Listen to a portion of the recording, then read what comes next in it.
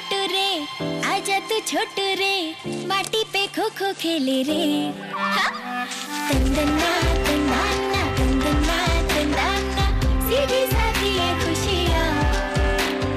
तंदना तंदना तंदना तंदना, तेरी मेरी ये दुनिया। पूछ तेरी प्यारी है, मूछ तेरी न्यारी है, काली काली धारी है, थोड़ा थोड़ा जिल रे।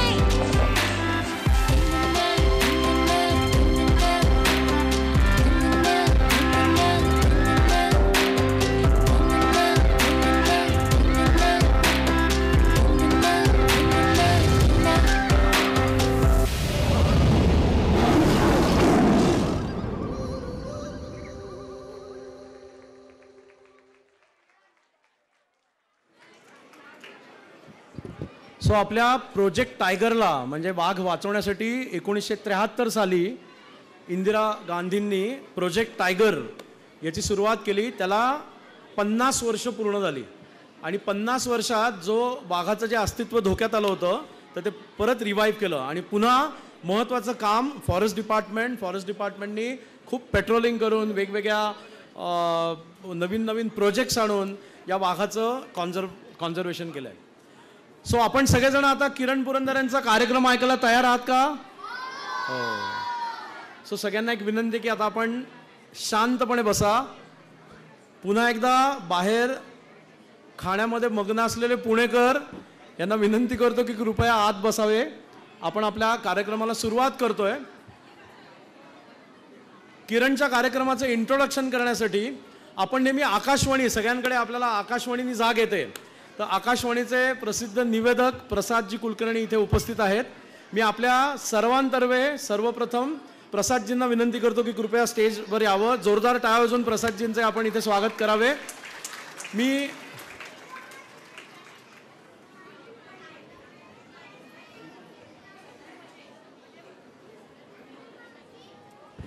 सो बेसिकली मी सुरेश शर्मा काकांना विनंती करतो की आपण एक छोटीशी भेटवस्तू देऊन प्रसादजींचं इथे स्वागत करावं।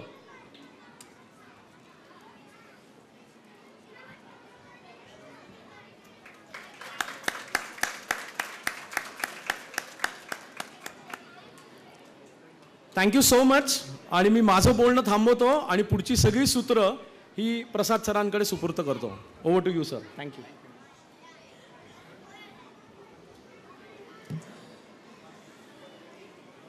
नमस्कार।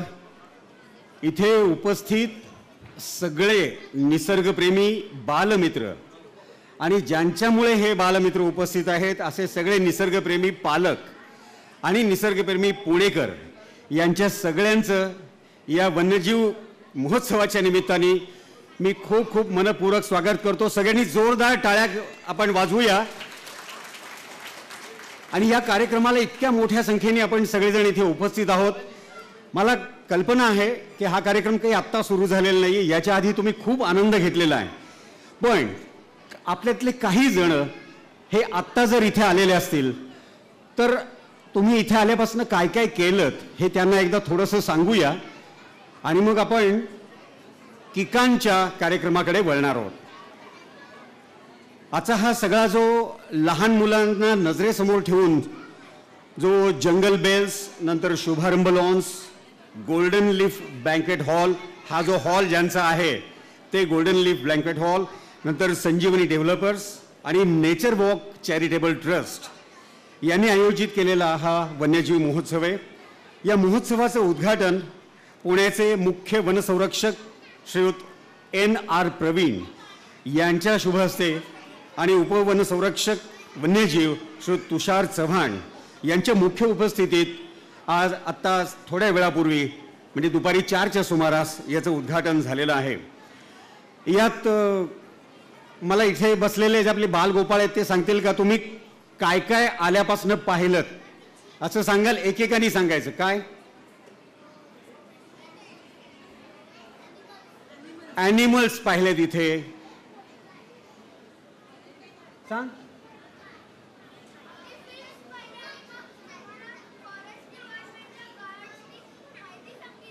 फिल्म्स पाहिल्यात त्यांनी आणि फॉरेस्ट डिपार्टमेंटचं काम जे आहे त्याचे फिल्म्स पाहिलेल्या आहेत, त्याची माहिती त्यांना मिळालेली आहे.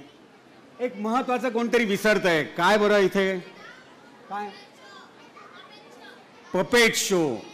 पपेट शो ही सगळ्यांनी अनुभवलेला आहे आणि नुसता तो छान बघितला नाही आहे, त्यातनं खूप छान छान तुम्हाला माहिती मिळालेली आहे. जंगलात कसं वागायचं, कसं असतं आणि आपण कसं जंगल एन्जॉय करायचं असतं. तर असं सगळं इथे झालेलं आहे. आणि याशिवाय बाजूला जे स्टॉल्स आहेत त्याच्यात जंगलाविषयीची पुस्तकं आहेत, नंतर टी शर्ट्स आहेत, किचेन आहेत, सोव्हिनियर्स आहेत. हे सगळ्याचे स्टॉल्सही इथे आपण बघितलेले आहेत. त्यातनं काहीतरी आनंद आपण घेतलेला असेल. आणि याशिवाय आत्ता शेवटी आपण एक महत्त्वाचा कार्यक्रम त्याचा आनंद घेतला, तो म्हणजे फिल्म पण पाहिली आणि पेंच व्याघ्र प्रकल्पाचे जे आपले सगळे अधिकारी होते त्यांनी आपल्याला पेंच जंगलाची माहितीही दिली. जंगल बेस संस्थेतर्फे निसर्गविषयक जागृतीसाठी अनेक कार्यक्रम आयोजित केले जातात. मग स्लाईड शोज आहेत, चर्चासत्र आहेत. या कार्यक्रमाच्या माध्यमातून निसर्गविषयक प्रबोधनाचं काम या संस्थेमार्फत केलं जातं. संजीवनी डेव्हलपर्स म्हणजे बांधकाम विषयातले अतिशय अग्रणी असं नाव आहे, पण निसर्गाचं आपण काहीतरी देणं लागतो या विचारातून गेली अनेक वर्ष संजीवनीने निसर्ग संरक्षणासाठीचं काम केलेलं आहे. कान्हा, बांधवगड, ताडोबा, पेंच असे जे आपले व्याघ्र प्रकल्प आहेत तिथल्या वनरक्षकांना हिवाळ्यासाठी स्वेटर्स, बूट्स याचं वितरण संजीवनी गेली कित्येक वर्ष करते. शुभारंभ लॉन्स आणि गोल्डन लीफ बँक्वेट हॉल यांनीही गेली अनेक वर्ष विविध समारंभ इथे आयोजित केलेलेच आहेत, पण निसर्गविषयक कार्यक्रमांसाठी आवर्जून आपला हॉल ते उपलब्ध करून देतात. ज्या हॉलमध्ये बसून आपण आनंद घेतोय या सगळ्यांसाठी जोरदार टाळ्या एकदा. आणि अर्थातच अनुज दादा तुम्हाला माहिती आहे, किका पण तुम्हाला माहिती आहेत, नेचर वॉकचे हे ट्रस्टी आहेत. नेचर वॉकही गेली अनेक वर्ष पर्यावरण क्षेत्रात कार्यरत आहे.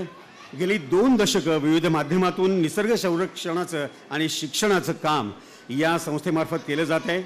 वाईल्ड इंडिया, वाईल्ड महाराष्ट्र, पक्षी महोत्सव, छायाचित्र प्रदर्शनं, फिल्म स्क्रीनिंग्स असे अनेक कार्यक्रम नेचर वॉकतर्फेही आयोजित केले जातात. आपण या महोत्सवाच्या शेवटाकडे आलेले आहोत, पण आपण नेहमी म्हणतो आपल्या जेवणात शेवटी आपण स्वीट डिश घेतो. तसा अतिशय गोड असा आणि सगळ्यांना आनंद देणारा असा कार्यक्रम म्हणजे किकांचा कार्यक्रम आता आपण एन्जॉय करणार आहोत. एका जंगलाची गोष्ट असं या कार्यक्रमाचं नाव आहे. किका गोष्ट सांगण्यात पटाईत आहेत आणि त्या गोष्टी त्यांनी दुसऱ्यांच्या नाही सांगत, त्या स्वतः त्यांनी अनुभवलेल्या गोष्टी ते सांगत असतात. मला असं वाटतं की इथे प्रत्येकाच्या चेहऱ्यावर जर पाहिलं तर किकांची ओळख काय आहे ते त्यांच्या चेहऱ्यावरच कळतंय. मी काही वेगळी ओळख सांगण्याची गरज नाही. पुणेकरांना किका माहीत नाही असं होणारच नाही. पण कसं आहे की ते आता गेले कित्येक वर्ष आपल्यापासून लांब जाऊन जंगलामध्ये काहीतरी वेगळं काम करतायत, तर त्याबद्दलही थोडंसं मी सांगतो. तर विदर्भामध्ये गोंड आदिवासी लोकांसाठी त्यांनी अनेक वर्ष काम केलेलं आहे. भंडारा जिल्ह्यातल्या जगप्रसिद्ध अशा नागझिरा व्याघ्र प्रकल्प इथे 2001 साली सलग 400 दिवस राहून तिथल्या जैवविविधतेचा अभ्यास त्यांनी केलेला आहे. त्यांच्यासाठी जोरदार टाळ्या. तुम्ही सगळे ऐकताय ना, 400 दिवस जंगलात राहायचं एकट्यानी आणि फक्त काय करायचं तर प्राणी, पक्षी, छोटे छोटे किडे काय करतात किंवा आजूबाजूची झाडं आहेत त्या झाडांचं पावसाळ्यातलं रूप, उन्हाळ्यातलं रूप, थंडीतलं रूप हे सगळं बघायचं आणि तो आनंद घ्यायचा. किती वेगळा आनंद आहे. असं तो त्यांनी 400 दिवस घेतला आणि मग त्यांनी सखा नागझिरा नावाचं एक मोठंच्या मोठं पुस्तक लिहिलेलं त्यांच्या अनुभवावर आधारित. सध्या त्यांचं वास्तव्य नागझिऱ्यामध्येच असतं आणि त्यांच्याबरोबर त्यांच्या सुविध पत्नी अनघाताई याही तिथेच राहतात त्यांच्याबरोबर. आणि मग ह्या सगळ्या अनुभवांवर आधारित किकांनी 12 अशी विशेष पुस्तकं लिहिलेली आहेत. आभाळ वाटांचे प्रवासी, चला पक्षी पाहायला, मुठेवरचा धोबी, पक्षी आपले सख्खे शेजारी, पक्षी पाणथळीचे अशी काही उल्लेखनीय पुस्तकं याचा समावेश त्याच्यात आहे. आणि महत्त्वाचं म्हणजे सखा नागझिरा आणि आभाळ वाट्यांचे प्रवासी या पुस्तकांना आपल्या महाराष्ट्र शासनाचा उत्कृष्ट वाङ्मय निर्मितीचा पुरस्कारही मिळालेला आहे. आणखीन एक महत्त्वाची गोष्ट आहे, आपण इथे थोडा वेळ होतो, पण तहान लागली म्हणून आपण चहा प्यायला गेलो, पाणी प्यायला गेलो, आणखीन काही वेगळं इथे मिळत असेल तर तेही प्यायलं आहे. पण जे जंगलामध्ये प्राणी पक्षी असतात त्यांचं काय? म्हणून किकांनी काय केलं, वन्य प्राण्यांसाठी निसर्ग स्नेह तळी ही संकल्पना पुढे आणली. आणि उन्हाळ्यात जंगलामध्ये जी पाण्याची टंचाई असते ती टंचाई पशुपक्ष्यांना भासू नये म्हणून ही तळी उत्तम अशी तयार केली. आणि त्यामुळे वनविभागाच्या सहभागातून 300हून अधिक तळी किकांनी जंगलात तयार केलेली आहेत. सध्या ते पिटेझरी गावात राहून तिथल्या लहान मुलांसाठी, तुमच्यासारखी जी लहान मुलं आहेत त्याच्यासाठी, तिथल्या पिटेझरी गावातल्या आदिवासी मुलांसाठी ते पाखरशाळा नावाचा उपक्रम चालवतात. याशिवाय गावाच्या आसपासच्या जंगलाला लागून असलेला परिसर प्लॅस्टिक मुक्त राहावा यासाठी त्यांचे प्रयत्न सुरू आहेत. कोणत्याही कृत्रिम साधनाशिवाय भारतातले सुमारे 70हून अधिक पक्ष्यांच्या आवाजाच्या नकला ते करू शकतात. केवळ इतकं छान त्यांचं जंगलांचं वाचन आहे, यामुळेच ते करू शकतात. आणि किका त्याच्यासाठीच प्रसिद्ध आहेत. आणि अर्थातच त्याचा आनंद आज तुम्हाला मिळणार आहे. आणि नुसते पक्ष्यांचे आवाज काढत नाहीत तर ते पक्षी त्यांना तसाच प्रतिसाद देतात, त्यांच्याशी गप्पा मारतात. ही सगळी ओळख मी केवळ ते आता काय वेगळं करतात हे तुम्हाला सांगण्यासाठी म्हणून केली. मी आता आपले शुभारंभ लॉन्सचे आणि गोल्डन लीफचे सुरेश शर्माजींना विनंती करतो की त्यांनी किकांचा सत्कार करावा आमच्या सगळ्या पुणेकरांच्या वतीने. किकांचं जोरदार टाळ्यांनी स्वागत करूया. जोरदार टाळ्या.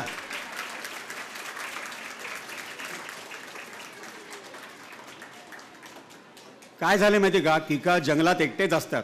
तिथे पशुपक्ष्यांचे आवाज, वाघाची डरकाळी हेच त्यांना ऐकायला मिळतं. पण त्यांच्यासाठी टाळ्याही झाल्या पाहिजेत, त्यामुळे टाळ्याही त्यांना ऐकू आल्या पाहिजे.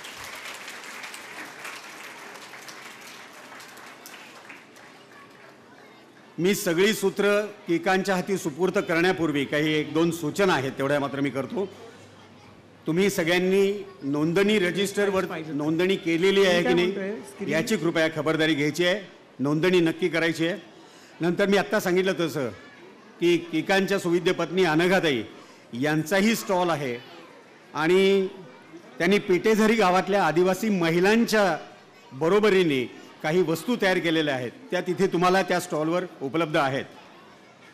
यातून मिळणारं जे उत्पन्न आहे ते निसर्ग संवर्धनाच्या कामासाठी वापरलं जाणार आहे. आणि इतरही जे स्टॉल्स आहेत त्यालाही आवर्जून भेट द्या. मी आता जास्ती वेळ बोलणार नाही आहे. माझ्या बोलण्यासाठी तुम्ही इथे आलेले नाही त्याची मला पूर्ण कल्पना आहे. यानंतरची सगळी सूत्र किकांच्या स्वाधीन. जोरदार टाळ्या पुन्हा एकदा किकांसाठी.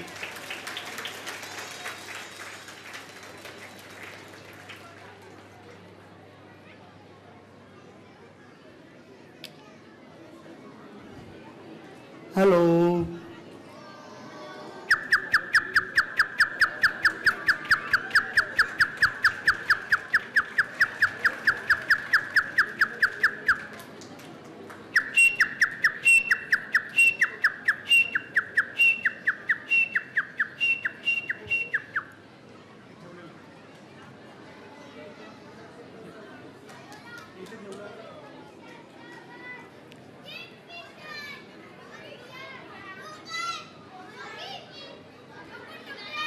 ब्लॅक बर्ड त्याचा आवाज आहे.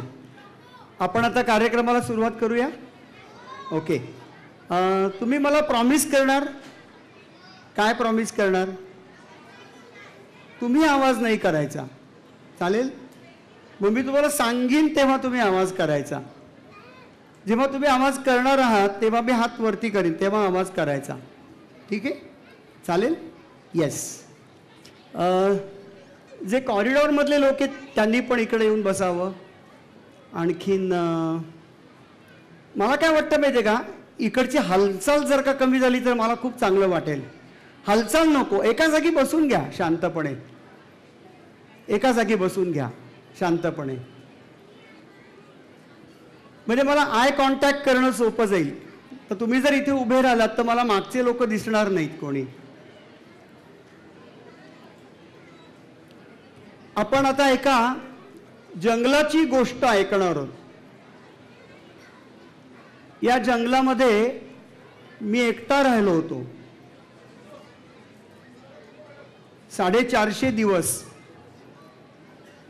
त्या जंगलाचे काही चित्र बघूयात, फोटो बघूयात त्या जंगलाचे. हां, आणि मग त्या जंगलात काय काय दिसतं ते बघूया. त्या जंगलामध्ये ही वाट आहे आणि हे नागझिरा नावाचं जंगल आहे. या वाटेवरनं मी 1500 किलोमीटर पायी फिरलो, 1600 किलोमीटर सायकलिंग केलं. आम्ही जेव्हा जंगलात जातो तेव्हा मला लोक विचारतात की त्याच वाटेवरती रोज काय नेता तुम्ही? पण त्याच वाटेवरती सारखं नवीन काहीतरी दिसत असतं. एखादा पक्षी, एखादा प्राणी, एखादा किडा, एखादं झाड, एखादं फूल, सारखं काहीतरी नवीन दिसत असतं. तर जंगलातली जी वाट आहे की नाही, त्या वाटेचं बोट मी पकडलं. लक्षात आलं? जंगलातल्या वाटेचं बोट मी पकडलं आणि जंगलात फिरायला सुरुवात केली. पुढे पुढे मी या गावात राहतो छोट्याशा. माझं घर हे साधारण इथे कुठेतरी आहे. हे घर आहे आणि या गावाच्या भोवती सगळं जंगल आहे. गावामध्ये आम्ही रात्री जेवायला बसलो ना की बिबट्याचा आवाज येतो. ऐकायचा आवाज बिबट्याचा?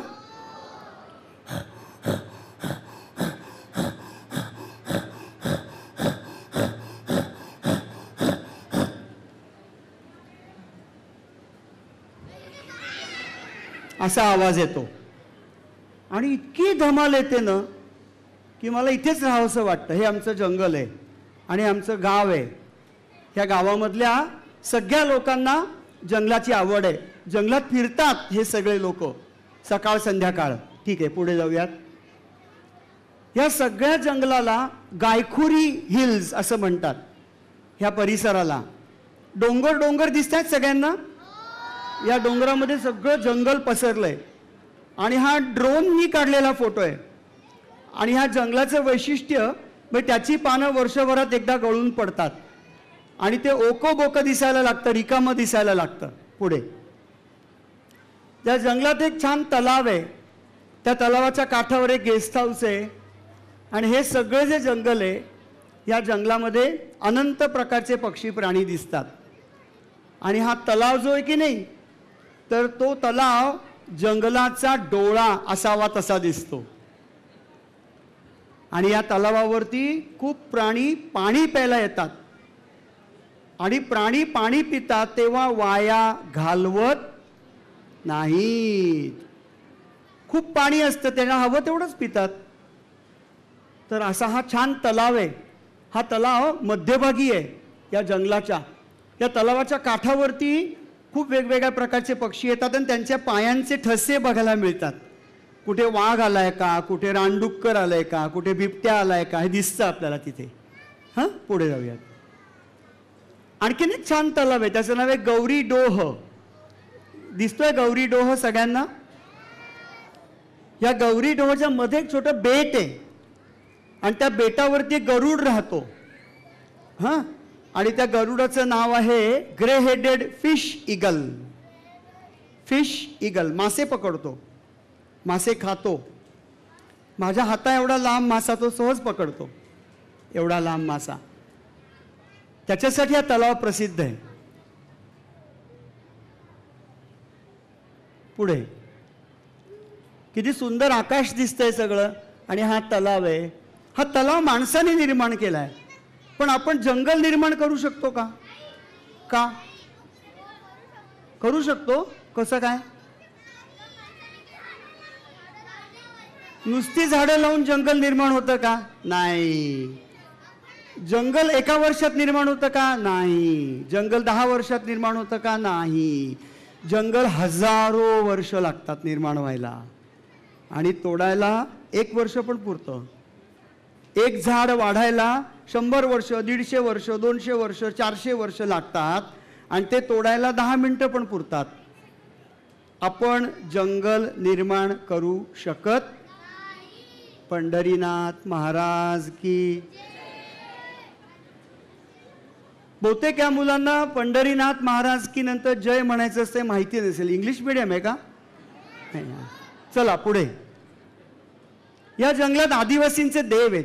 तिथे वाघ देव आहे. आता किती छान फिल्म बघितली ना वाघाची तुम्ही, तर इथे वाघदेव आहे. वाघाची पूजा करतात. आपल्याकडे तुळशीची पूजा करतात, वाघाची पूजा करतात, वडाची पूजा करतात, नागाची पूजा करतात, वारुळाची पूजा करतात. कितीतरी देवांची स्थापना केलेली आहे जंगलामध्ये. आणि स्थानिक लोकांना असं वाटतं की हे देव आहेत म्हणून जंगल आहे. कळलं सगळ्यांना? देव आहेत म्हणून जंगल आहे. पुढे ही पण किती छान वाट आहे बघा जंगलात जाणारी. आपल्याला पुष्कळदा वाटतं की जंगलातल्या वाटेवरती गेलो की आपल्याला प्राणी दिसतील. इकडे हा धावतोय, तिकडे तो धावतोय, असं नाही आहे. एक लक्षात ठेवणार, मी सांगितलेलं लक्षात ठेवणार. जंगलाची जी वाट असते त्या वाटेचा इकडून तिकडे जाण्यासाठी, ओलांडण्यासाठी फक्त वापर केला जातो. कळलं? तुम्ही रस्ता क्रॉस करता की नाही, तसे प्राणी क्रॉस करतात इकडून तिकडे. वाटेने चालतात सगळे.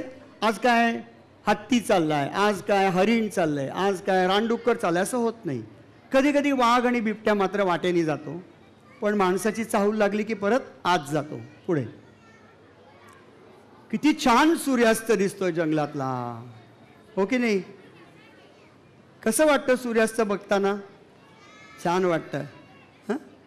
आता इथे जे आई बाबा आहेत त्यांच्यासाठी एक छोटीशी कविता म्हणून दाखवू. आईबाबांसाठी. रंगांचा उघडून या पंखा सांज कुणीही केली, काळोखाच्या दारावरती नक्षत्रांच्या वेली, 6 ऋतूंचे 6 सोहळे इथले भान हरावे, या जन्मावर या जगण्यावर. पुढे मी आता अस्वलाची गोष्ट सांगणार आहे, ठीक आहे? आणि त्याच्यासाठी 2 पिल्लं लागणार आहेत मला. त्या 2 पिल्लांनी इथे येऊन बसावं. लहान लहान पिल्लं, एकदम लहान, मोठी मोठी पिल्लं नाही. हे एक पिल्लू चांगलं आहे. हां, आणखीन एक, हे एक पिल्लू चांगलं आहे. ते पिल्लू काहीतरी खात होतं ना आत्ता, तर तुम्ही खाऊन टाका मग त्याचं. ये रे बस इथे. सगळी पिल्लं नाही, 2 पिल्लं एका वेळेला. तुम्ही नंतर बोलवतो, मी तुम्हाला नंतर बोलवतो. हां ताई, तू तिकडे जाऊन बस. हां, हिची आई आहे का इथे? तिला बोलवा तिकडे, नाही तर हिच्याचकडे सगळेजण आयुष्यभर बघत बसतील. ठीक आहे. एकदा काय झालं, मी जंगलात फिरत होतो आणि माझ्याबरोबर माझा मित्र होता. हां, आणि तो मला काय म्हणाला की आपण जंगलातून फिरायला जाऊयात. त्याच्याकडे सायकल, माझ्याकडे सायकल, माझ्या गळ्यामध्ये दुर्बीण. मी एक्झॅक्टली असा ड्रेस असतो बरं का जंगलामध्ये माझा, ह्याच्यापेक्षा वेगळा काही नसतो. हेच बूट, हीच ट्राउझर, हाच शर्ट, हे असलं सगळं असतं. मी सायकलनी जात होतो, तेवढ्या डाव्या बाजूला एक मोठं वारुळ दिसलं. वारुळ माहिती आहे? मोठं वारुळ दिसलं. हां, तर त्या वारुळाच्या जवळ काय होतंय मला काही दिसलं नाही. मग लक्षात आलं की काहीतरी प्राणी त्या वारुळाच्या जवळ जाऊन उकरत होता, असा असा असा हाताने. आणि त्या प्राण्याने वारुळाला मोठं भोग तयार केलं होतं आणि निम्मा प्राणी आतमध्ये गेलेला होता. आणि त्याचं एवढं मोठं ढू मला दिसत होतं, बाकी काही दिसत नव्हतं. तर माझ्याबरोबर जो मित्र होता, रूपचंद भलावी त्याचं नाव, तो गाईड आहे तिथला, तो मला म्हणायला लागला की दादा लवकर पुढे, जवळ या जवळ या. तो मोठ्यांदा बोलू शकत नव्हता ना, जंगल होतं. त्यामुळे तो मला म्हणायला लागला दादा दादा लवकर या लवकर या, अस्वली अस्वली. तर तो अस्वली अस्वली असं म्हणण्याच्या आधी एक त्यांनी शब्द वापरला, पाटलीनबाई. तिकडे अस्वल नाही म्हणत, पाटलीनबाई म्हणतात जंगलांमध्ये अस्वलाला. त्यामुळे तुम्हाला जर का खरी पाटलीनबाई भेटली तर तिला अस्वल म्हणू नका बरं का. पंढरीनाथ महाराज की. आत्ता आवाज आला. तर ती अस्वल उकरत होती आणि ती उधई खात होती. उधई म्हणजे टर्माइट. उधई म्हणजे मुंगी नाही, मुंगी वेगळी आणि उधई वेगळी. ती उधई खात होती आणि उधई खाताना ती आवाज करत होती. कसा आवाज ऐकायचा आहे? ती उधई खाताना तिचे जे मुस्कट आहे की नाही, हे एवढं सगळं आतमध्ये घातलेलं होतं तिने. आणि ती बुरके मारल्यासारखं असा आवाज करत होती, बुरके मारल्यासारखा. तो खूप मोठा होता आवाज. तर त्यावेळेला आतमध्ये असलेल्या उधई किंवा वाळव्या ह्या खेचून घेतल्या जात होत्या आणि हिच्या एवढ्या मोठ्या पोटामध्ये जात होत्या आणि त्याचबरोबर माती पण जात होती. तर तिने आयडिया काय केली माहिती आहे का, तिचे ओठ असतात की नाही, ओठ आपल्याला ओठ आहेत सगळ्यांना आहेत, ते तिने नाकावरती दाबले होते. तुम्हाला दिसतंय का सगळ्यांना मी काय करतोय ते? असे दाबले होते, नाकावरती ओठ दाबले होते. हां, त्यामुळे नाकामध्ये वाळू माती जात होती का, खडे जात होते का? नाही. तर तिचं शांतपणे सगळं चाललेलं होतं या अस्वलीचं. हां, तोपर्यंत तिला अजिबात माहिती नव्हतं की आम्ही मागे आहोत म्हणून. तिच्या ती आमच्यापासून साधारणपणे 100 फुटांवरती होती, जास्त अंतर नव्हतं आणि आम्हाला ती दिसत होती, तिचं ते खाणं सुरू होतं. तर रूपचंदनी मला जेव्हा सांगितलं अस्वली अस्वली, तेव्हा मी हळूच त्याच्या जवळ गेलो. तोपर्यंत मी एक पक्षी बिक्षी बघत होतो. श्यामा नावाचा एक पक्षी दिसत होता आणि तो मस्त आवाज करत होता. श्यामा, त्याची शीळ ऐकायची तुम्हाला, त्या श्यामाची. तो शीळ अशी घालत होता बघा.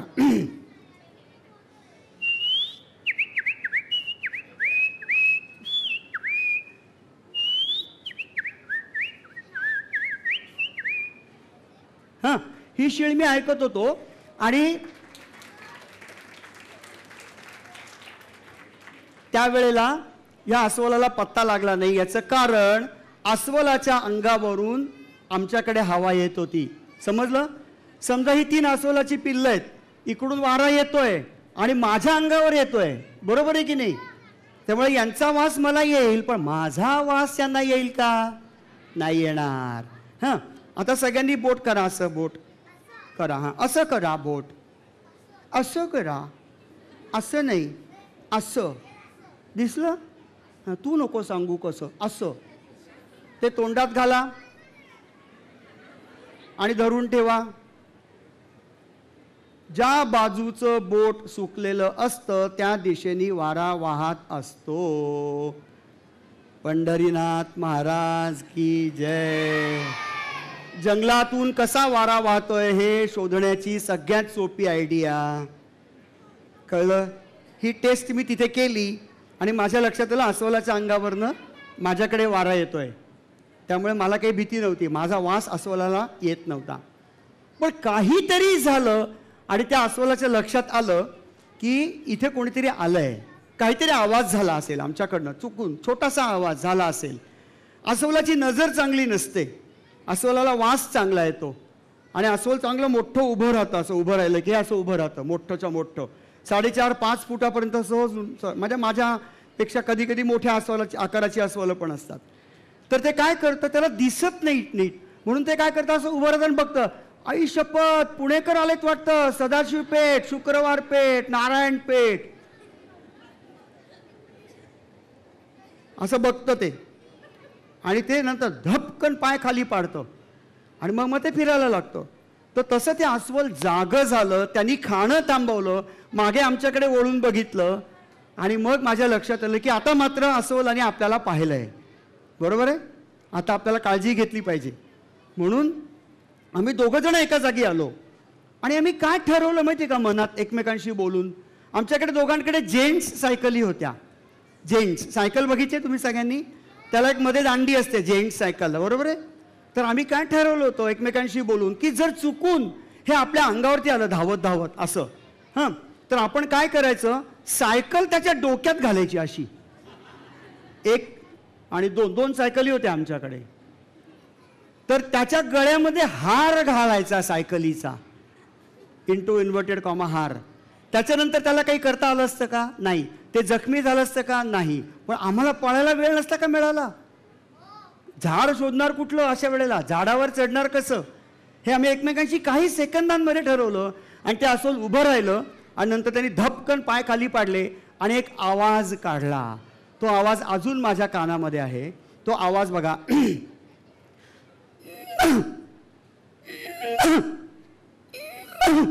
सो 2दा-3दा तो आवाज काढला. ते खाली वाकलं आणि 2 पोरं माझ्या पाठीवर बसा, बसा माझ्या पाठीवर, घट्ट पकडा मला, घट्ट पकडा मला. Very good. अजून एक बसला का? का नाही बसला? जागाच नाहीये वाटतं. तर ते पळायला लागलं असं जोरजोरात. आता उतरा. अस्वलांनी त्याच्या पिल्लांना पाठीवर घेतलं आणि अखिल नागझिरा बेअर एक्सप्रेस पळत निघाली. स्वतःची सुटका करून घेण्यासाठी. आणि पिल्ला आता बसा, आता बसा जाऊन तिकडे, किंवा तुम्हाला इथे बसायला आवडत असेल तर इथे बसा, पण खाली बसा, उभं नका राहू. शाबास. आता हात न टेकवता उपटा येतं का बघा बरं. हात न टेकवता, हात नाही टेकायचा, हात नाही टेकायचा. खाली मांडी घाल, मांडी घाल खाली. हात न टेकता उठून दाखव. शाबास, व्हेरी गुड. तू आजीबाई हात टेकला, ठीक आहे. आपलं फिटनेस चांगलं आहे की नाही बघण्यासाठी जंगलातली टेस्ट आहे. खाली बसा, हात न टेकता उठायचं. हा उठा उठा उठा. शाबास. आजीबाई वजन कमी करायला बघ, अजून उठत नाहीये बघ. मग ही बेअर एक्सप्रेस पळत गेली, डोंगरावरती गेली. आणि अस्वलाला एक विचित्र सवय आहे, ते मागे, हे बघा काय सुंदर व्हिडिओ आहे. हे पिल्लू आहे आणि ते जरा मोठं आहे, तर कधी कधी 12 वर्षाचा मुलगा पण डोक्यावरती बसतो ना आपल्या, तसं ते आहे. काय अस्वल हा प्राणी आहे माहिती आहे का. खूप मोठा असतो आकार, डोळे एवढे एवढेसे, कान पण लहान आहेत आणि त्याचं स्नाऊट आहे ते खूप मोठं आहे. आणि हे मोबिलिटी चांगली मिळावी, पळून जाता यावं, मोबिलिटी चांगली मिळावी म्हणून ते पाठीवरती घेतात पिल्लांना. कारण तिची पिल्लं तिच्या वेगाने पळू शकतील का, नाही. आणि पिल्लं जर मागे पडली तर त्यांना जीवाला धोका असू शकतो. म्हणून अस्वलांनी पाठीवर बसून इकडून तिकडे नेण्याची सोय केली आहे. आता आपण अस्वलाबरोबर मॉर्निंग वॉक असा एक छोटासा एपिसोड ऐकूया. आता खाली बसा. आजीबाई, अस्वलाबरोबर मॉर्निंग वॉक. तुम्ही मॉर्निंग वॉकला जाता सगळेजण. तुम्ही आता अस्वल बघितलं. मी एक छोटीशी गोष्ट सांगतो, प्रत्यक्ष घडलेली गोष्ट. मला हा प्राणी खूप आवडतो म्हणून मला अस्वलाबद्दल बोलायला खूप आवडतं.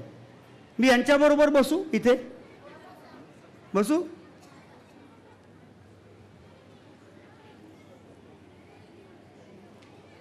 नमस्ते. तुम्हाला काय समजते.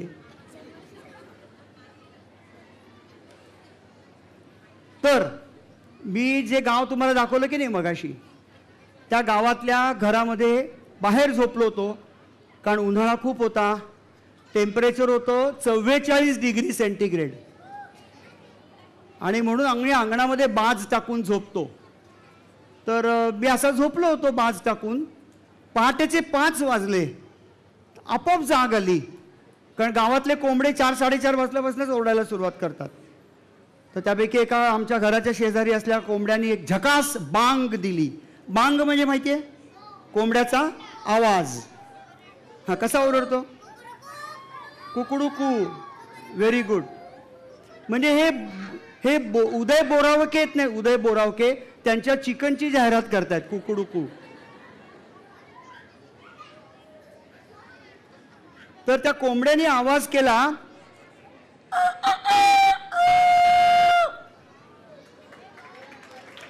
आणि मग मी जागा झालो. आणि तेवढ्यात माझ्या शेजारी राहणारे जे लोक आहेत त्यापैकी चंद्रकला भलावी हिने मला उठवलं. आणि ती म्हणली, दादा ते बघा अस्वल. असं करून लांब शेतामध्ये एक अस्वल दाखवलं. तर आता ते अस्वल, आम्ही तिथे एक पाणवठा निर्माण केला. आता प्रसाद काकांनी सांगितलं ना पाणवठे, तर तसं एक पाणवठा निर्माण केला. त्या पाणवठ्यावरती ते येणार आणि पाणी पिणार याची मला खात्री झाली. आमच्या भाषेमध्ये सांगायचं झालं तर ते जंगलामध्ये अस्वल ओव्हरटाईम करत होतं. कळलं. म्हणजे जास्त वेळ दिवसा वावरत होतो, जास्त वेळ दिवसा हलत फिरत होतो. तर ते अस्वल पाण्याच्या कडेला येण्यापूर्वीच जंगलामध्ये जायची तयारी करायला लागलं. मी पटकन सगळे अंगावरचे जे काय असेल नसेल ते फेकलं. पायात चपला नाही, काही नाही, डायरेक्ट पळत निघालो. आणि माझ्याबरोबर 2 कुत्री आली. एका कुत्र्याचं नाव होतं काल्या आणि एकाचं नाव होतं शेरू. काल्या आणि शेरू ही 2 कुत्री बरोबर आली. आणि आम्ही जंगलात निघालो. आपल्याला अस्वल बघायचंय, कारण अस्वल बाहेर निघालंय, ते दिसतंय आपल्या डोळ्यांना. तर तेवढ्यात पाणी पिऊन अस्वल जंगलात जायला लागलं. तर तो काले आणि शेरू त्या अस्वलाच्या मागे लागले, जोरात पळायला लागले. तर त्या अस्वलाने 1 मिनिट फक्त असं मागे वळ असा आवाज केला. तर काल्या आणि शेरूनी टॉईक ढुंगणात शेपूट घातलं आणि माझ्याकडे पळत आले. घाबरले अस्वलाला. अस्वल आकाराने मोठं असतं आणि हिंस्र असू शकतं, अंगावरती अटॅक करू शकतं. आणि मग माझ्याकडे आले आणि मग असा आवाज करायला लागले. कोण? काल्या आणि शेरू. आणि शेपटी अशी अशी अशी हलवायला लागले. मग ते जंगलात गेलं तलावाच्या पारीवरनं आणि सरळ वाटेने जायला लागलं. तर हळूहळू काय झालं, मला ते दिसत नव्हतं म्हणून मी त्याच्या जास्त जवळ जाण्याचा प्रयत्न करायला लागलो. आणि मग माझ्या लक्षात आलं की त्याच्यातलं आणि माझ्यातलं अंतर जास्त कमी झालंय. ते मला फार जवळ दिसायला लागलं. ते हे त्याच्या जेव्हा लक्षात आलं तेव्हा ते सरळ एका झाडावरती चढलं. हां, आणि झाडावरती चढून झाडावरच्या बेचक्यात बसून माझ्याकडे बघायला लागलं. मी तिथं उभा आहे आणि माझ्या बाजूला ती 2 कुत्री आहेत. तर तेवढ्यात मी एक आयडिया काय केली की ते झाडावरती बसलंय, आता आपल्याला थोडा वेळ मिळेल म्हणून मी परत गावात आलो, पळत पळत धावत पळत. आणि माझी कॅमेऱ्याची बॅग आहे ती घेतली आणि कॅमेऱ्याची काळी बॅग पाठीवरती घेऊन मी परत धावत आलो. कारण मला असं वाटलं झाडावरती बसलेल्या अस्वलाचा आपल्याला छान फोटो मिळेल. हां, पण ते उतरलं नाही, सांगतो ना. मग ते माझ्या जवळ आलं, सॉरी माझ्या पाठीवरती ती बॅग. मग मी तिथे आलो परत. माझ्या पाठीवरची बॅग मी अजूनही तुम्हाला दाखवू शकतो. लांबून बघितलं तर माझ्या पाठीवर अस्वलाचं पिल्लू बसलंय असं वाटावं अशी दिसते बॅग. तर त्या अस्वलाने माझ्याकडे असं बघितलं आणि त्यांनी डायरेक्ट पहिल्या बेचक्यातून खाली उडी मारली. धपकन मोठा आवाज झाला. ते मागे वळलं आणि जंगलातून सरळ चालायला सुरुवात केली. त्याच्या मागे आम्ही जायला लागलो. मला काही धड फोटो मिळाला नाही कारण कॅमेऱ्यातून बॅगेतून कॅमेरा काढायचा आणि फोटो काढायचा हे काही जमलं नाही. ते वाटेने सरळ निघून गेलं आणि मग त्यांनी रस्ता क्रॉस केला आणि परत पलीकडच्या बाजूला जाऊन एका मोठ्या वारुळाच्या कडेला परत काहीतरी उकरायला सुरुवात केली. तेव्हा माझ्यामध्ये आणि अस्वलामध्ये बरंच अंतर पडलेलं होतं. आणि मग आम्ही हळूहळू परत आलो. जेव्हा परत आलो तेव्हा मी उजवीकडे बघितलं तेव्हा पिटेझरी नावाचं एक गेट आहे. त्या गेटाच्या जवळ गावातले पुष्कळ लोक जमलेले होते आणि ते हे बघत होते की हा करतोय काय त्या अस्वलाच्या जवळ जाऊन. त्यांना माझी भीती वाटायला लागली, स्थानिक लोकांना, आणि ते घाबरले खूप. तर त्याच्यानंतर मी घरी परत आलो, हे फार बरं झालं असं त्यांना सगळ्यांना वाटलं. त्यापैकी माझा एक मित्र आहे, त्याचं नाव आहे राधेश्याम केवलराम उईके. त्यांनी मला असं सांगितलं भेटल्यानंतर की दादा तू अस्वलाच्या जास्तच जवळ गेला होता. जर का त्यांनी तुला फाडला असता तर संडास वाटे पिवरा झम पाणी पडला असता. म्हणजे काय ते कोणाला काहीही समजलं नाही. पंढरीनाथ महाराज की जय. सांगू काय नाही समजलं ते सांगू. मला पातळशी झाली असती कारण ते अस्वल असतं. चला आता पुढे जाऊयात. अस्वलाची गोष्ट आवडली का?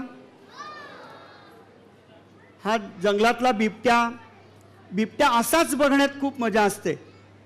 तो खूप चलाख आहे. तो खूप कमी वेळा दिसतो. तो दबत दबत राहतो, लपत छपत राहतो. पुढे हा बिबट्या जो आहे तो परवा मी कसा बिबट्या बघितला तो मला मी सांगणार आहे बरं का. हां, बिबट्या माहिती आहे सगळ्यांना? इंग्लिशमध्ये काय म्हणतात?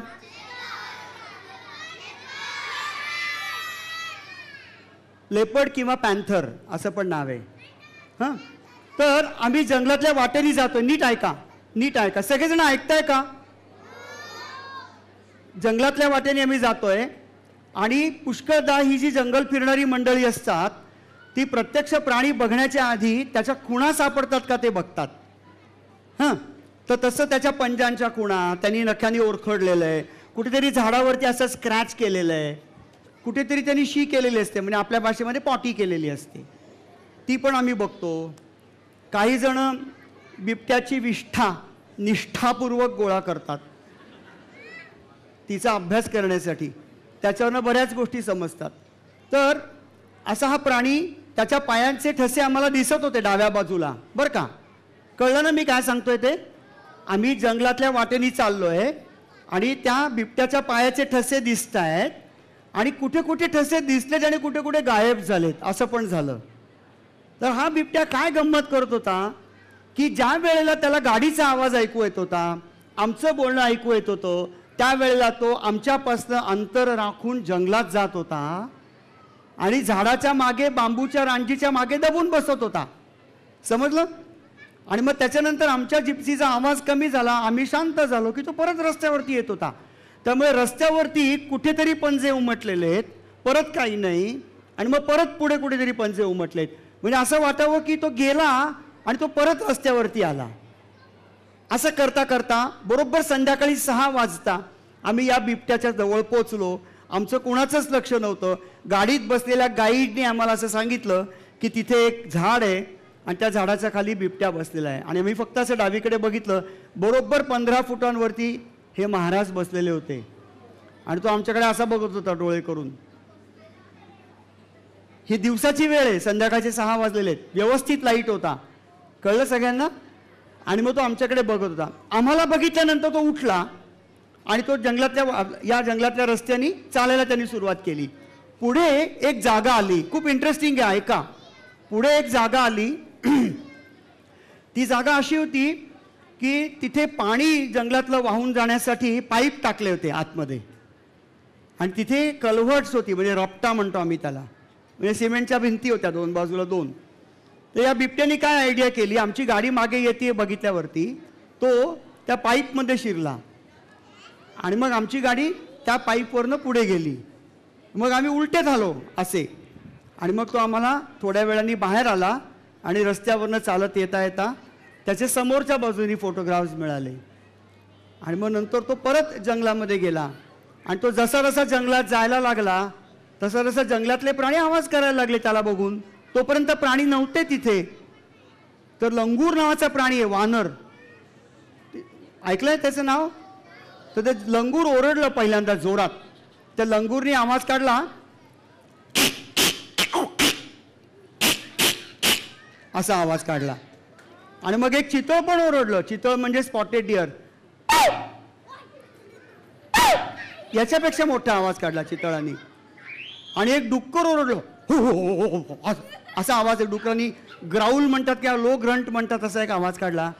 आणि हा हळूहळू पायाचा अजिबात आवाज न करता एका पाणवठ्यावरती गेला, पाण्यामध्ये बसला नाही, चिखलात बसला. आत्तापर्यंत कुणालाही पाण्यामध्ये बसलेल्या बिबट्याचे फोटो मिळालेले नाहीत.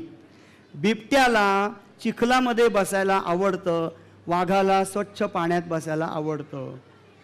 तर त्यामुळे तो पाण्यामध्ये बसला आणि मग त्याच्यानंतर जिकडे गाड्या गेल्या त्या गाड्यांना तो दिसला. पण तेव्हा हळूहळू अंधार होत आलेला होता. तेव्हा काय झालं, दिवसाचं पान मिटलं, रात्रीचं पान उघडलं. आता टाळ्या वाजवा. पुढे जाऊयात. हा आणखीन एक बिबट्या. बरं, बिबट्याचे जे कान आहेत ना, त्या कानाच्या मागे 2 पांढरे ठिपके असतात. तर ते कशाला असतात माहितीये का? समजा मी बिबट्या आहे बरं का, कल्पना करा, आणि मला डोकं आहे, कान आहेत ना. आता मी चालतोय तर तुम्ही दोघं जण माझ्या मागून चालत यायचं. तुम्ही दोघं उठा आणि माझ्या उठा असं नाही, असं नाही, हे दादा अस्वल नाही, उठायचं. हां शाबास. आणि माझ्या मागे मागे चालत यायचं. हां, जोरात नाही पळायचं, हळूहळू, माझ्यापेक्षा अंतर ठेवून थोडंसं. हां बघा आता, हां मी बिबट्या आहे बरं का, येत आहेत का मागून? हे मला कसे फॉलो करतात तर माझ्या कानाच्या मागच्या बाजूला असलेले पांढरे ठिपके यांना मार्गदर्शक ठिपके म्हणून उपयोगी पडतात. गवतामधून आपली आई कुठे चालली आहे हे या ठिपक्यांवरनं कळतं, या पांढऱ्या. समजलं? त्यामुळे कानाच्या मागे पांढरे ठिपके आहेत. आणि आपण त्या प्राण्याकडे मागून बघितलं तर आपल्याला वाटतं तो आपल्याकडे बघतोय, असं पण एक फिलिंग येतं कधी कधी. असे ते डोळे उघडल्यासारखे, हे ठिपके, हा इकडे एक आणि इकडे एक. फार सुंदर प्राणी आहे बिबट्या. हां पुढे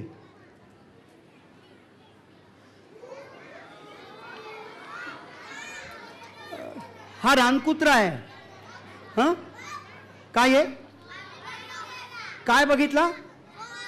हा फॉक्स नाहीये, डॉग आहे.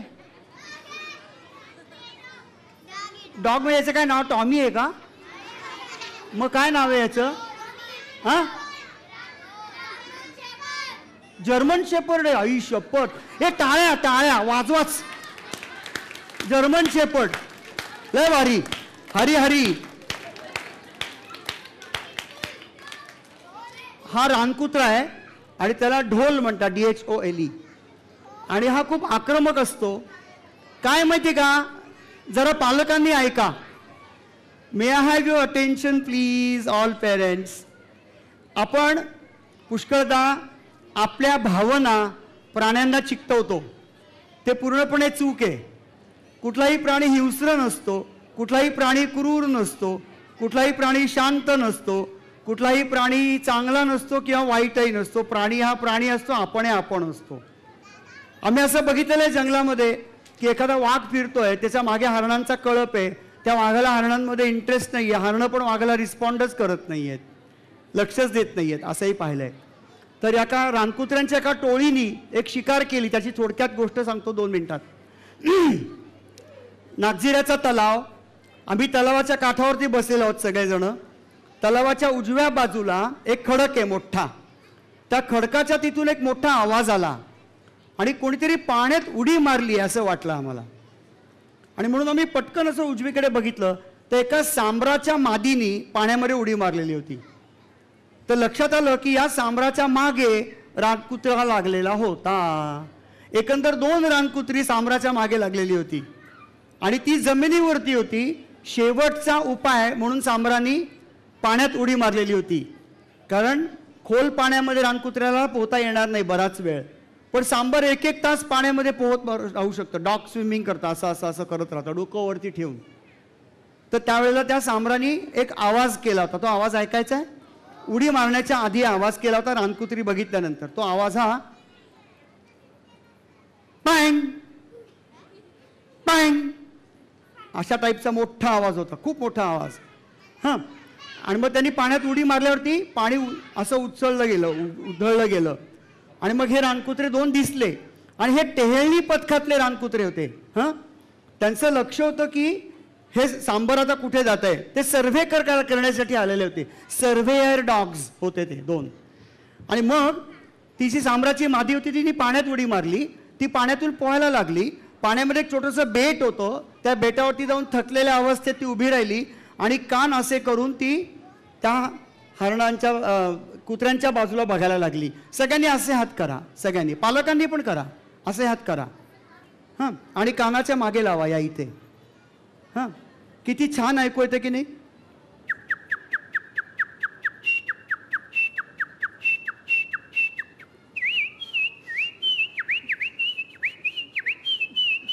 हात खाली करा. तोच कॉल परत एकदा ऐका.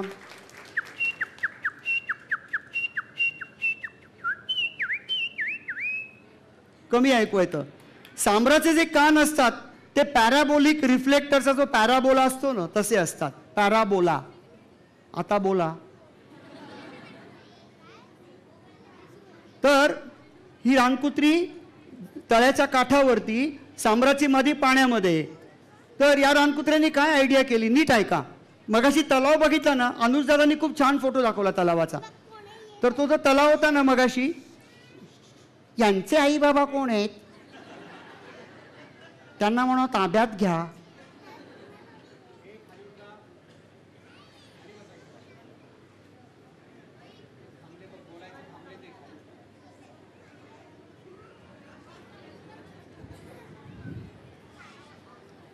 तर ते पाण्यामध्ये सांबर, जमिनीवरती रानकुत्री. या रानकुत्र्यांनी पाठलाग सोडून दिला आणि तळ्याला चक्कर मारून ते पलीकडच्या बाजूला गेले.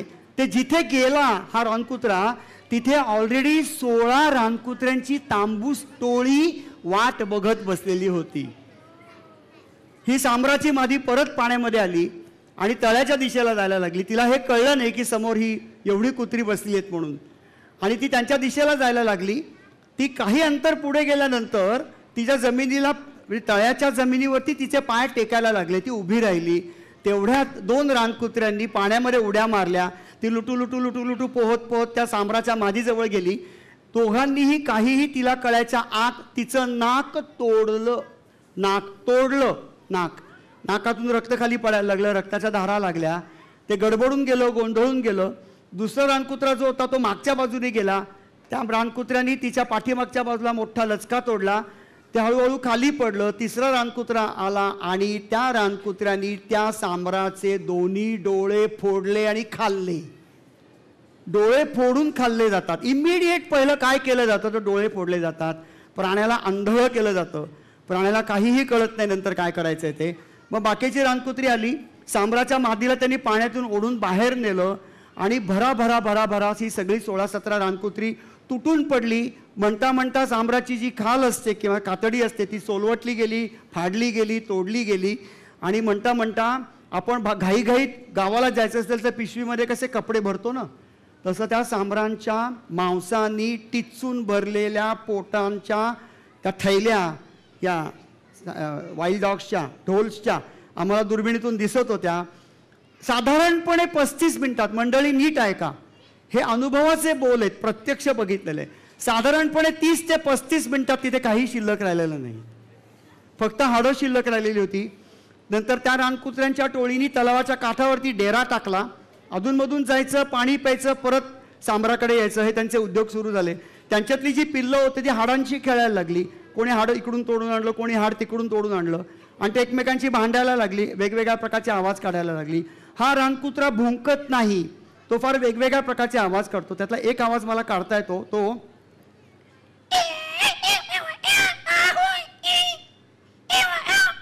या टाईपचा असतो.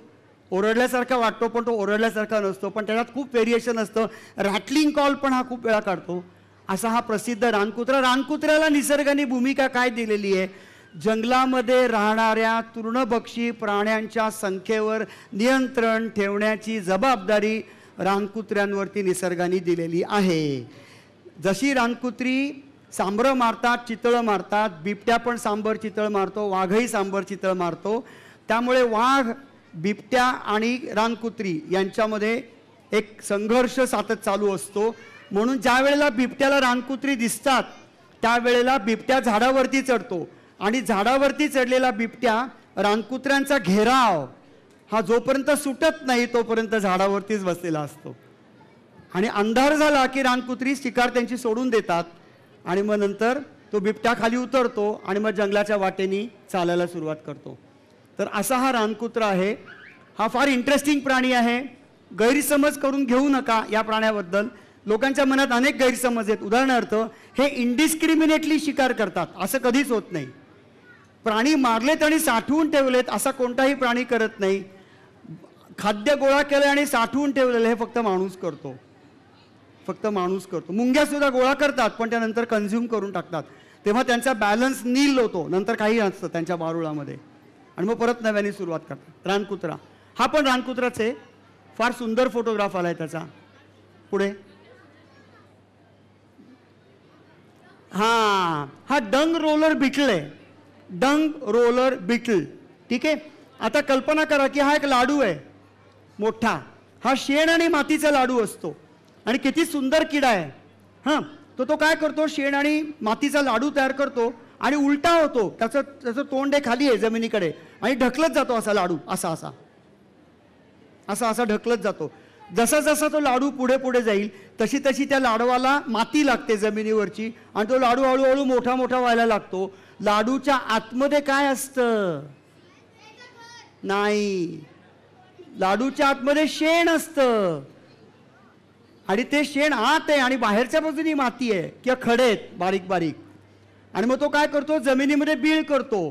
त्या जमिनीच्या बिळामध्ये लाडू ठेवून देतो. चितळे बंधूंचे लाडू माहिती आहेत का, तसाच लाडू पण जरा एवढ्या एवढ्या आकाराचा.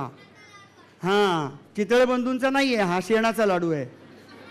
तर तो लाडू हा जमिनीमध्ये भोग करतो, छिद्र करतो, त्याच्यामध्ये लाडू ठेवून देतो.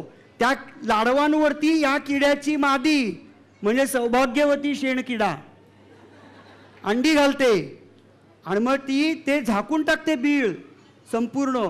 मग अंड्यातून जेव्हा पिल्लं बाहेर येतात तेव्हा त्यांना तयार लाडू खायला मिळतात.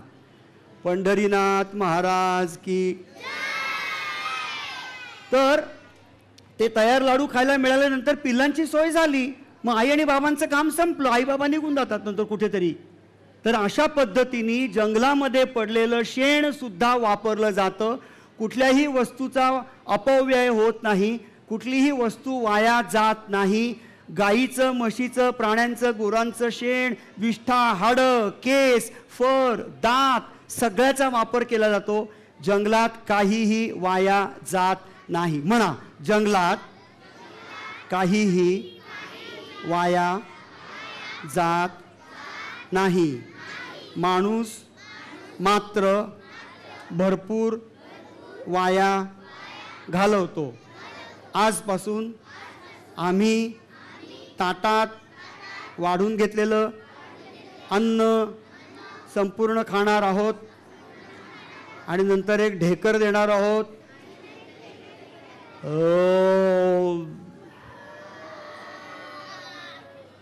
पुढे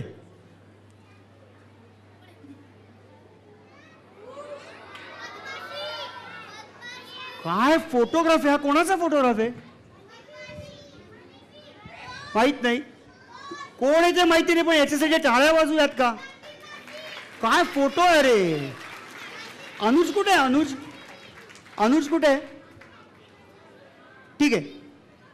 काय फोटो आहे? बाप रे, ह्या मधमाशा आहेत आणि त्या पाणी पित आहेत. त्यामुळे आपण पाणी पण वाया नाही घालवायचं. मी तुम्हाला एक कानमंत्र देऊ का? कानमंत्र. कोणाकडे पाण्याची बाटली आहे का? तुम्हाला मी कानमंत्र देतो. ही कल्पना करा, पाण्याची बाटली आहे. आहे का? ही पण एक पाण्याची बाटली आहे. आहे का? ही चांगली का ही चांगली? ही चांगली. ही का चांगली? आणखीन काय?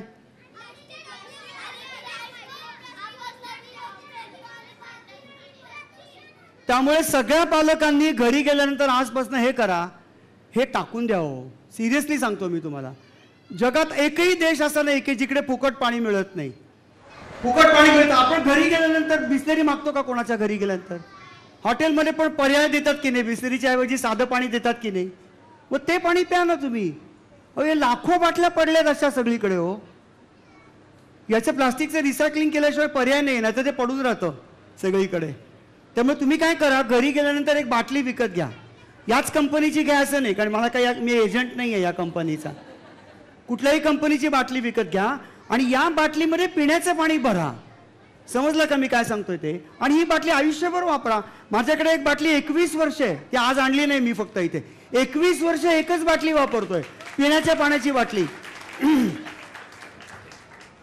हे बघा, विमानतळावरती प्यायचं पाणी फुकट मिळतं, रेल्वे स्टेशनवरती प्यायचं पाणी फुकट मिळतं, हॉटेलमध्ये प्यायचं पाणी फुकट मिळतं, आरोचं पाणी फुकट मिळतं.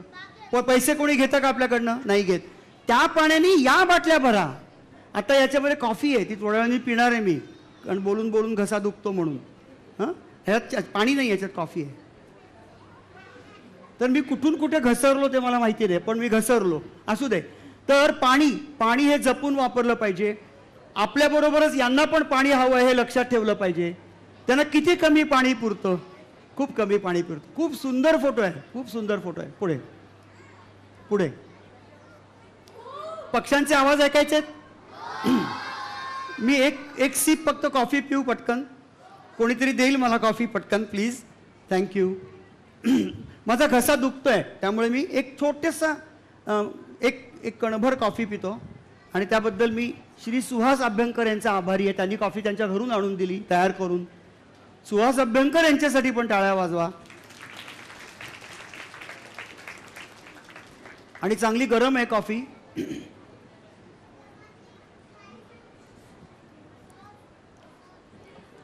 जंगलामध्ये अनेक प्रकारचे पक्षी दिसतात. आपल्या घराच्या पण भोवती पक्षी आहेत. आपल्याला चिमणी, कावळा, साळुंकी हे सगळे पक्षी माहिती असतात. आपल्याला कबूतर पण माहिती असतात, सातभाई पण माहिती असतात, बुलबुल माहिती असतात. या पक्षाचं नाव आहे पावशा. याचं नाव आहे पावशा. हां, ब्रेन फीवर बर्ड, कॉमन हॉक कुकू असं नाव आहे. हां, ही चिमणी नाही आहे रे बाबा. काय करतो तू असं? आ काय? किंगफिशर नाही आहे हा. मी सांगतोय तरी ऐकत नाहीत नाही मुलं. ही विशेष आहेत मुलं. काय ताई? हा, फाल्कन. कॉमन हॉक कुकू सांगितल्यानंतर फाल्कन. पावशा, या पक्षाचं नाव आहे पावशा. आता शिट्टी वाजवायची सगळ्यांनी. रेडी? असा हात करा. आपली करंगळी या बोटाला जोडा. जोडली, त्याच्यावरती अंगठा दाबा. दाबला, एकदाच जीभ वळवा. वळवली आणि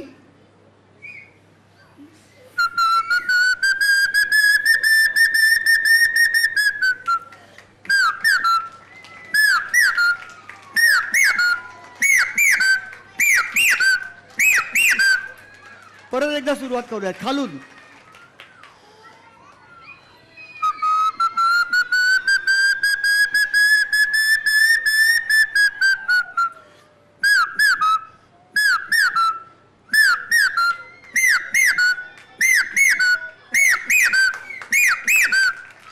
पावशा.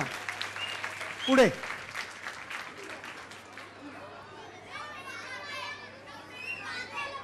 नाही, याचं नाव आहे ब्राऊन हेडेड बार्बेट. आणि आता सगळ्यांनी अर्र करा बरं. अर्र. थांबा. आता साधी शिट्टी मारायची. ठीक आहे. आता शिट्टी आणि अर्र एकत्र करायचं. चला. अर्र. शिट्टीने वाजत आहे. या पक्षाचा आवाज शिकण्यासाठी आणि तो आत्मसात करण्यासाठी साधारण 20 वर्ष लागली मला. आणि सर्व प्रॅक्टिस बाथरूम मध्ये केली. तर सुरुवात कशी करायची? तर अर्र. सोपं आहे खरं खूप. शिट्टी मारायची आणि अर्र एकत्र करायचं. रेडी? कोणी बोलणार नाही मध्ये. सगळे शांत बसणार. सगळ्यांना मजा येते. आवाज आहे का?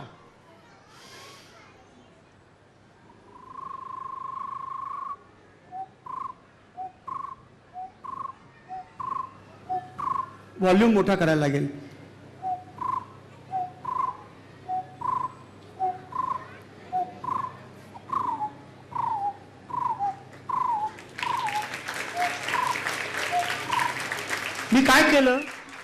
मी काय केलं तर अर्र आणि शिट्टी एकत्र केली. हा, म्हणजे बघा.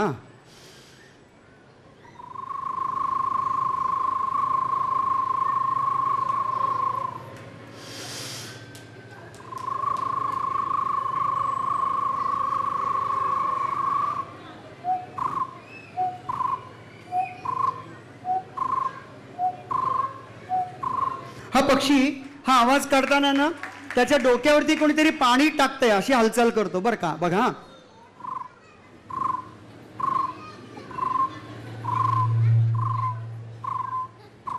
असा डोक्याची हालचाल करतो. हा, पारबेट. पुढे सुभग नावाचा पक्षी आहे. आयोरा. वेगवेगळ्या शिट्ट्या मारतो. प्रश्न नंतर वेगवेगळ्या प्रकारच्या शिट्ट्या मारतो. मी पटकन कॉम्प्रेस करतो सगळ्या शिट्ट्या. कॉम्प्रेस नाही केला तर वेळ लागेल खूप. म्हणून सुरुवात करतो. खूप गोड असते. मग किंवा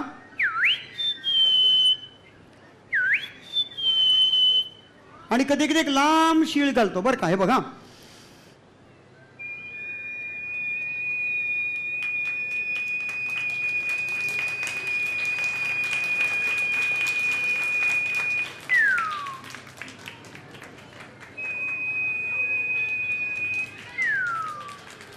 सुभग. आणि कधी कधी काय म्हणतो तो? ए तात्या. हे काय रे? हे काय रे? तू आहेस का तिथे? किती लाडीक असतात या शिट्ट्या. खूप लाडीक असतात. आयोरा. सुभग. हा खूप वेगळा पक्षी आहे. थांबा एक मिनिट. या पक्षाचं नाव नक्की माहिती आहे? त्यांनी हात वरती करा. नक्की माहिती आहे? मुलांपैकी अवघड आहे. पालकांपैकी नक्की माहिती आहे? हात वरती करा. पालकांपैकी सांगा. 100% बरोबर आहे. त्यांच्यासाठी टाळ्या. स्क्वेअर टेल्ड ड्रॉंगो कुकू नावाचा पक्षी आहे. आणि हा आकडे मोजल्यासारखे आवाज काढतो. आणि मी गंमत म्हणून नंतर अनुज दादाला एक व्हिडिओ पाठवणार आहे, त्याच्यामध्ये याने आवाज केला, मी त्याला प्रतिसाद दिला आणि मग आमची जुगलबंदी सुरू झाली. हां, बघा कसा आवाज असतो. शिळच आहे, शिट्टीचे, पण वेगळ्या प्रकारे मारली जाते. ओठ जे असतात ते व्हायब्रेट केले जातात, ओठ आणि गालाचा भाग. हा बघा,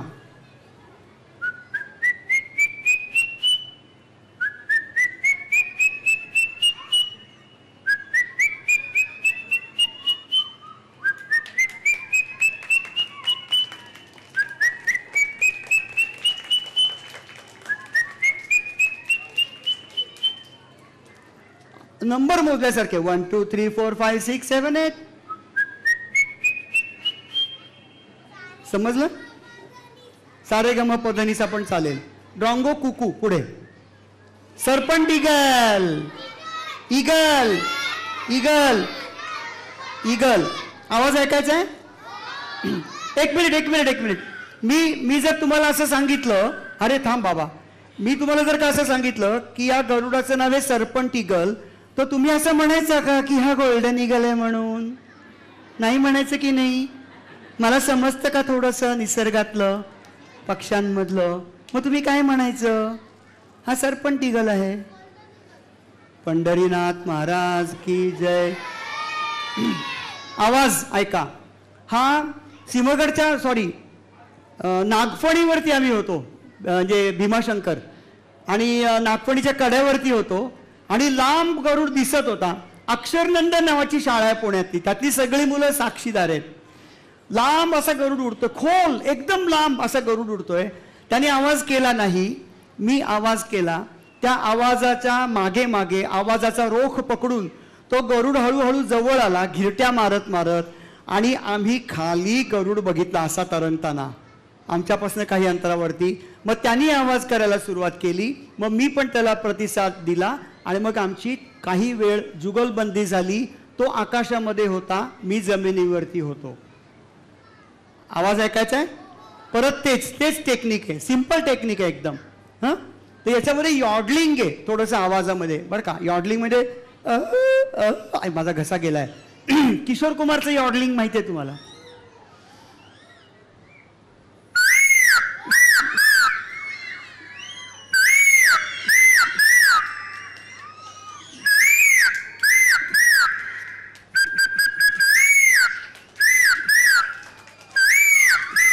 आता आता ऐका ऐका ऐका ऐका, अजून नाही का टाळ्या वाजू, नंतर टाळ्या. तर आता कल्पना करा की मी आवाज काढतो, तो मोठा ऐकू येतोय तुम्हाला, पण लांबून मी रिस्पॉन्ड करणारा गरुड आहे, त्याचा आवाज हळू येतोय. हां, तर आकाशवाणीतले प्रसाद कुलकर्णी इथे बसलेले आहेत, तर त्यांना आवाजाचं ज्ञान खूप छान आहे. तर त्यांनी सांगावं की तो आवाज खूप लांबून ऐकू आल्यासारखा वाटतोय का गरुडाचा, आणि माझी नक्कल ही मोठी वाटतेय का? बघा.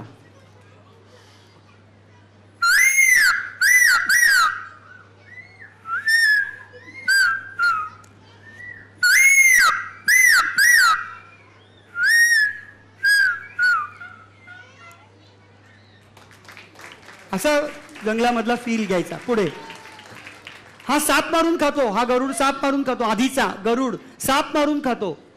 त्याचं नाव आहे संस्कृतमध्ये पन्नगाद. पन्नग म्हणजे नाग, अद म्हणजे खाणे. हां, आणि जिवंत साप मारतो, मेलेला साप खात नाही तो. जिवंत साप पकडतो, मारतो आणि मग खातो. जिवंत नाही, मेलेला गिळतो.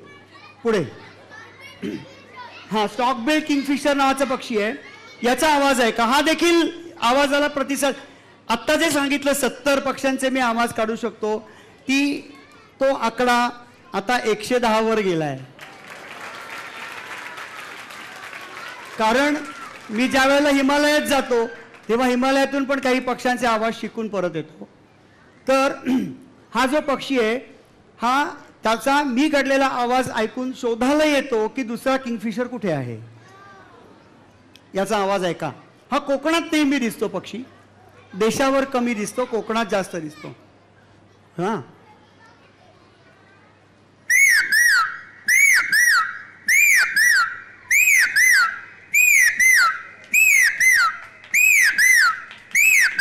मग तो रिस्पॉन्ड करतो.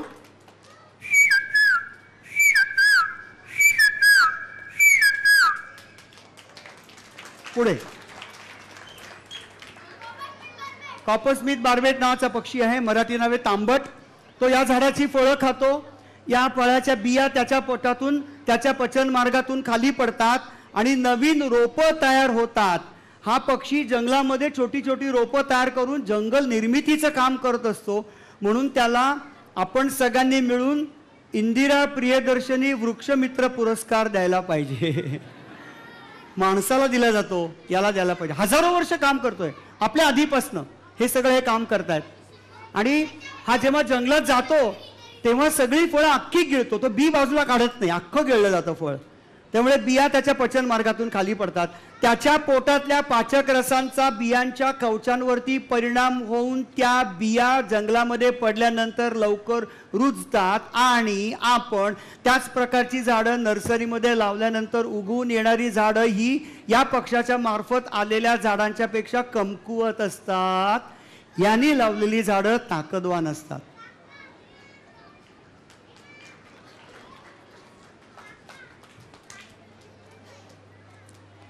तर तामटाचा आवाज ऐकायचा आहे. तो आवाज कसा काढतो बघा. आवाज काढताना तो काय करतो बघा. मी तांबट आहे, मला कधी कधी वाटतं मी पक्षी आहे, असं खूपदा वाटतं. पाखराशी प्रीत जडता भरारलो त्याच्या सवे, फुल फुलता सावरीचे गातसे त्याचेच गाणे. रात्र सरता जाग यावी सूर त्याचे ओळखीचे, शिशिरातही रान भरी इंद्रधनु भिरभिरते. सूर त्याचे सूर माझे प्रेम रंगी नाहले, अर्थहीन आयुष्याचे अर्थपूर्ण गीत झाले. आगळा मी वेगळा मी लख लखता मोर मी, गडद निळ्या नभांगणी फडफडता जीव मी. तर तामटाचा आवाज ऐकूया. तो असा उभा राहतो झाडाच्या फांदीवरती आणि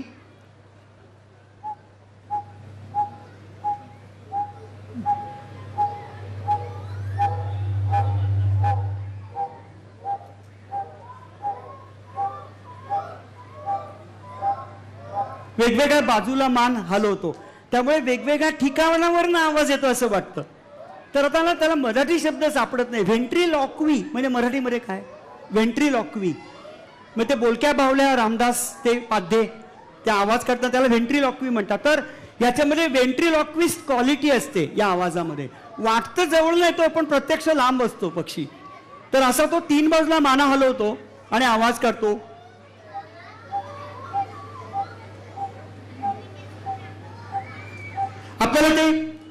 आपल्याला ते कूलरचे आवाज जरा कमी करता येतील. खूप मोठा आवाज येतोय कूलरचा आवाज, खूप भसाडा येतोय आवाज. हा प्लीज बघा शक्य असेल तर. चला पुढे जाऊया. हा पिट्टा नावाचा पक्षी आहे. हा पिट्टा हा आपल्याकडे श्रीलंकेतून येतो. श्रीलंकेतून महाराष्ट्रात येतो. महाराष्ट्रामध्ये घरटं करतो, अंडी वाढवतो, पिल्लं होतात. पिल्लं आईबाबांच्या मार्गदर्शनाशिवाय श्रीलंकेला परत जातात. पंढरीनाथ महाराज की. हा जो आवाज काढतो त्याचं वर्णन तुम्ही करायचंय. आता मी म्हटलं ना ए काय रे, तसं याचा आवाज काढल्यानंतर तुम्ही सांगायचंय की त्या पक्षाला काय म्हणायचंय किंवा तुम्हाला वाटतं की तो असं म्हणतोय. ठीक आहे बघा.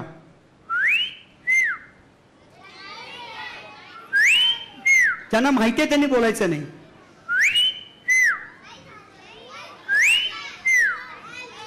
तो म्हणतो लाईन क्लिअर.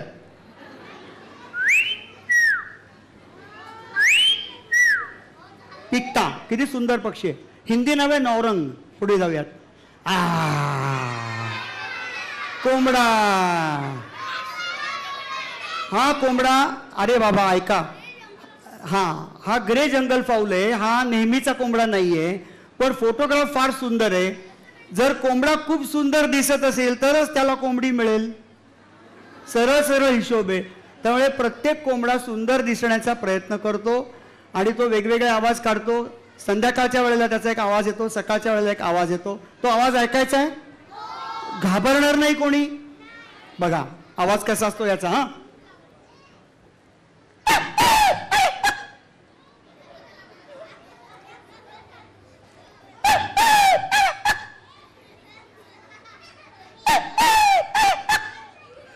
चिक्कार सभासद असं वाटतं. चिक्कार सभासद किंवा भिक्कार सटासट.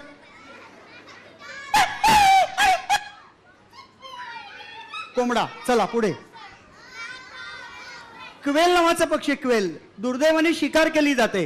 हा, आता तुम्ही कल्पना करा की मी क्वेल आहे बरं का, आणि मी तुमच्याकडे पाठ करणार आहे आणि याचा आवाज काढणार आहे. बघा, हा असा दगडावरती उभा राहतो, हा नर आहे, रेन क्वेल असं नाव आहे.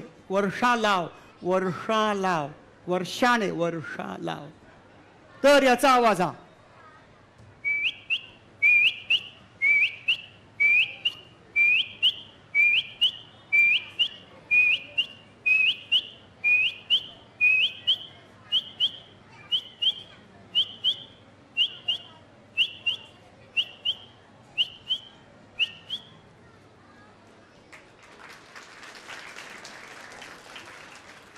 असं वाटलं ना क्षणभर हा आवाज काढतोय म्हणून. चला, औल, इंडियन स्कॉप्स आऊल हा उचकी लागल्यासारखा एक आवाज काढतो आणि आवाज हळूहळू वाढत जातो. बघा, उचकी लागल्यासारखा आवाज. हा,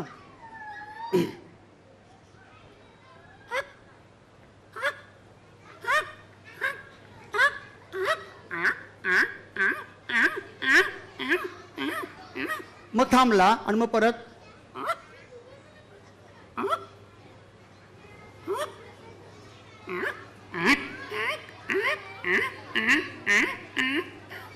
असा आवाज काढ. पुढे अजून एक घुबड, मॉटेड वूड आऊल.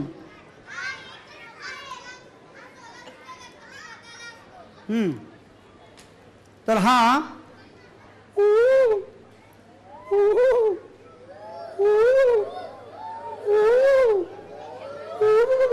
असा कापल्यासारखा एक वेगळाच आवाज काढतो. पुढे ब्राऊन हॉक आऊल. आपल्याला इथे अंधार करता येईल का व्हॉलंटियर्स? इथे अंधार करता येईल, पूर्ण अंधार करता येईल, खूप मजा येईल. घुबडांचे आवाज अंधारात ऐकूयात, कारण घुबडे रात्री बाहेर पडतात. 2 मिनिटासाठी फक्त अंधार करा, मग नंतर परत दिवे लावा प्लीज. ठीक आहे, आता 1-2च घुबडा. हा, बस बस बस बस, ठीक आहे ठीक आहे ठीक आहे. आता याचा आवाज ऐकूया. उलट चित्र जास्त चांगलं दिसायला लागलं. याचा आवाज बघा, थोडा मोठा व्हॉल्यूम.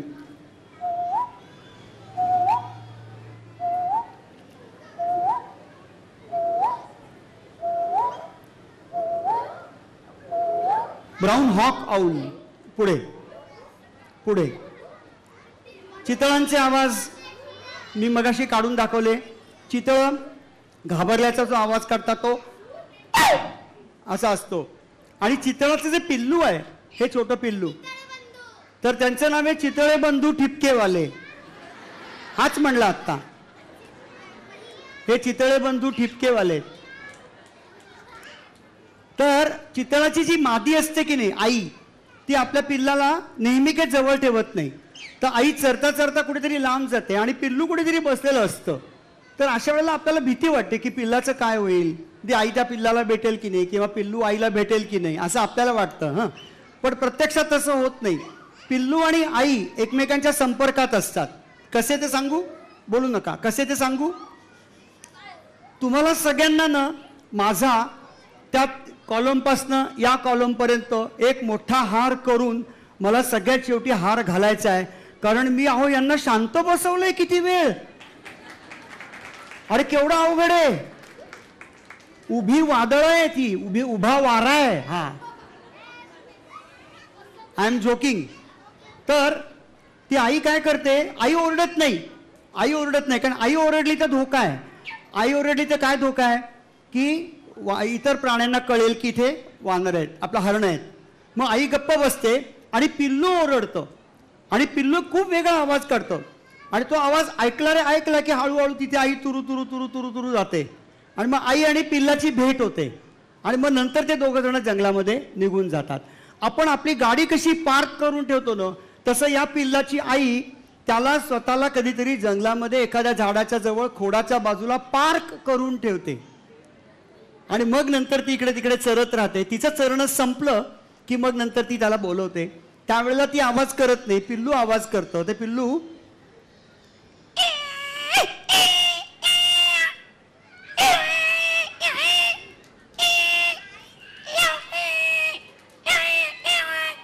असा आवाज काढतं.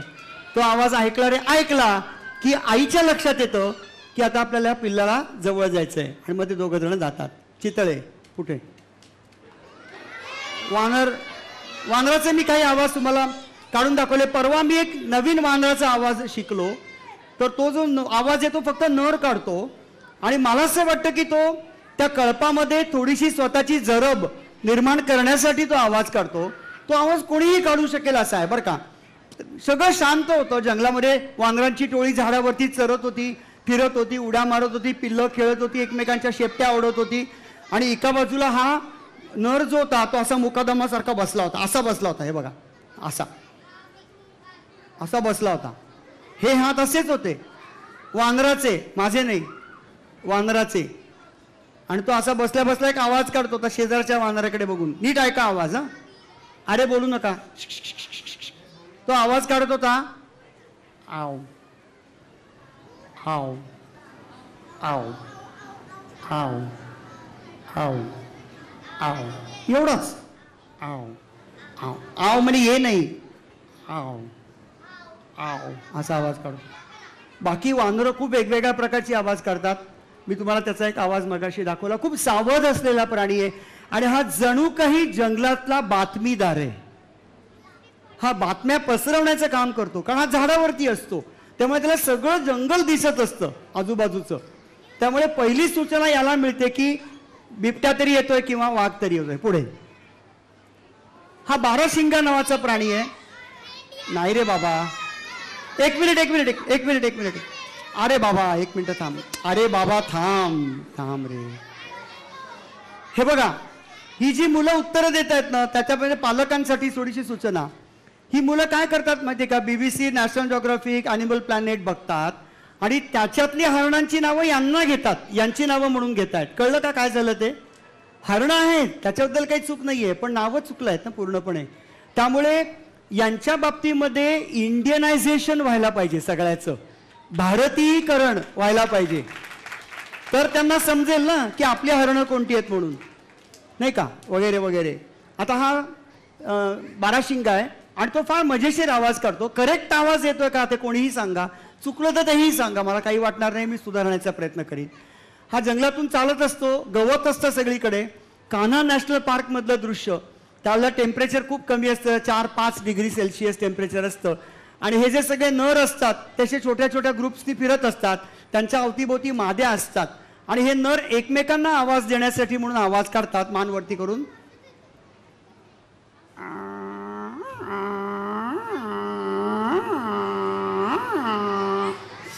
अरे नका रे माझ्या बाळांनो, तुम्ही शांत बसा रे. मी 45 वर्ष अभ्यास करून इथे उभा आहे रे. हे सोपं आहे का रे? ओरडले की प्राण्याचा आवाज येतो आणि आवाज कुठून येतोय, इथून येतोय मागून का इथून येतोय तेही माहिती नाही आहे. शांत बसा. तर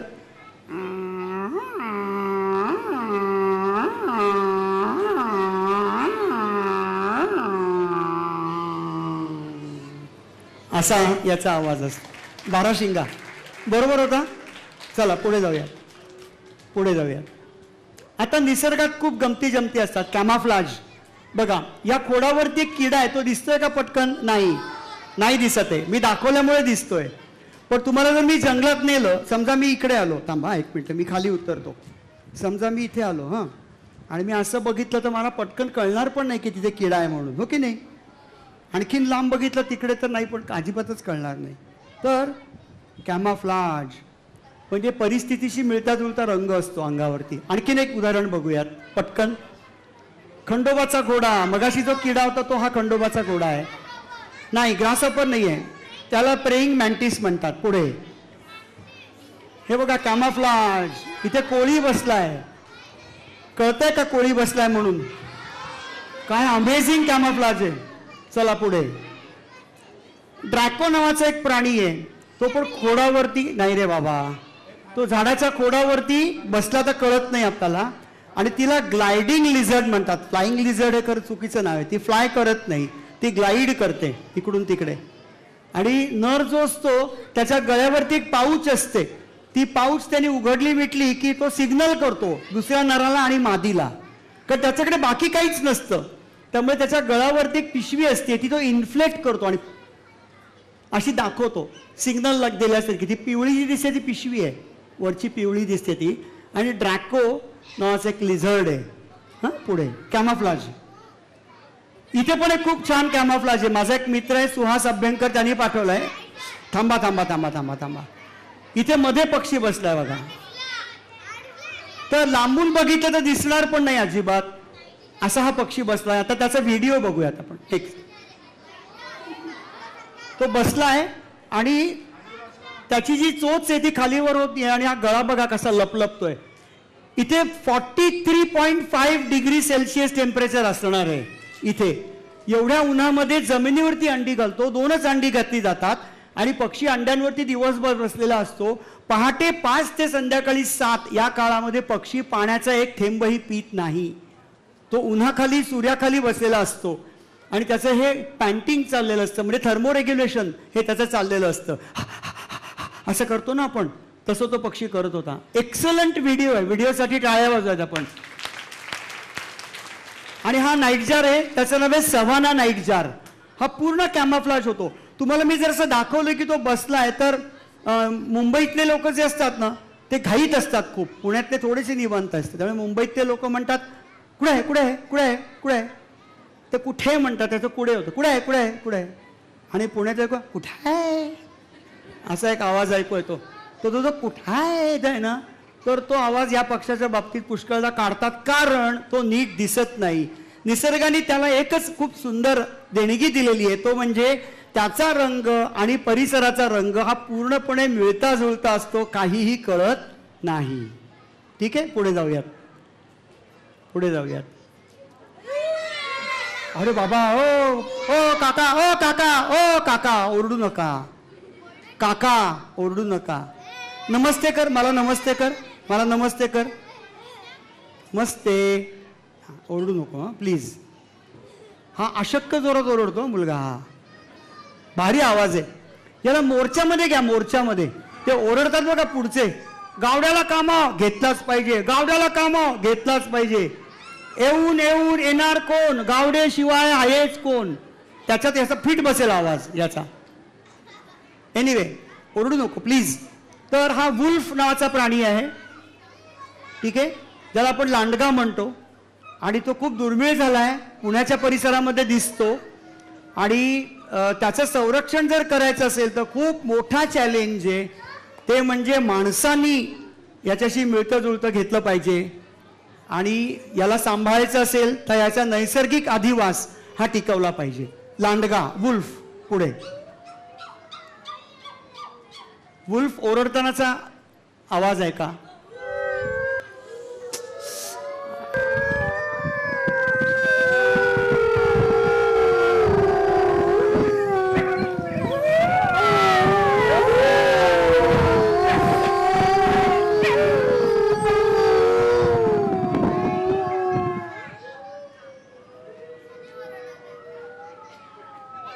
थँक्यू. खूप छान व्हिडिओ होता. थँक्यू. तर एक खूप महत्वाचा प्रिन्सिपल मी तुम्हाला सांगतो आता. सगळेजण ऐकताय ना, कंटाळा नाही ना आला अजून? ठीक आहे, ऐकताय.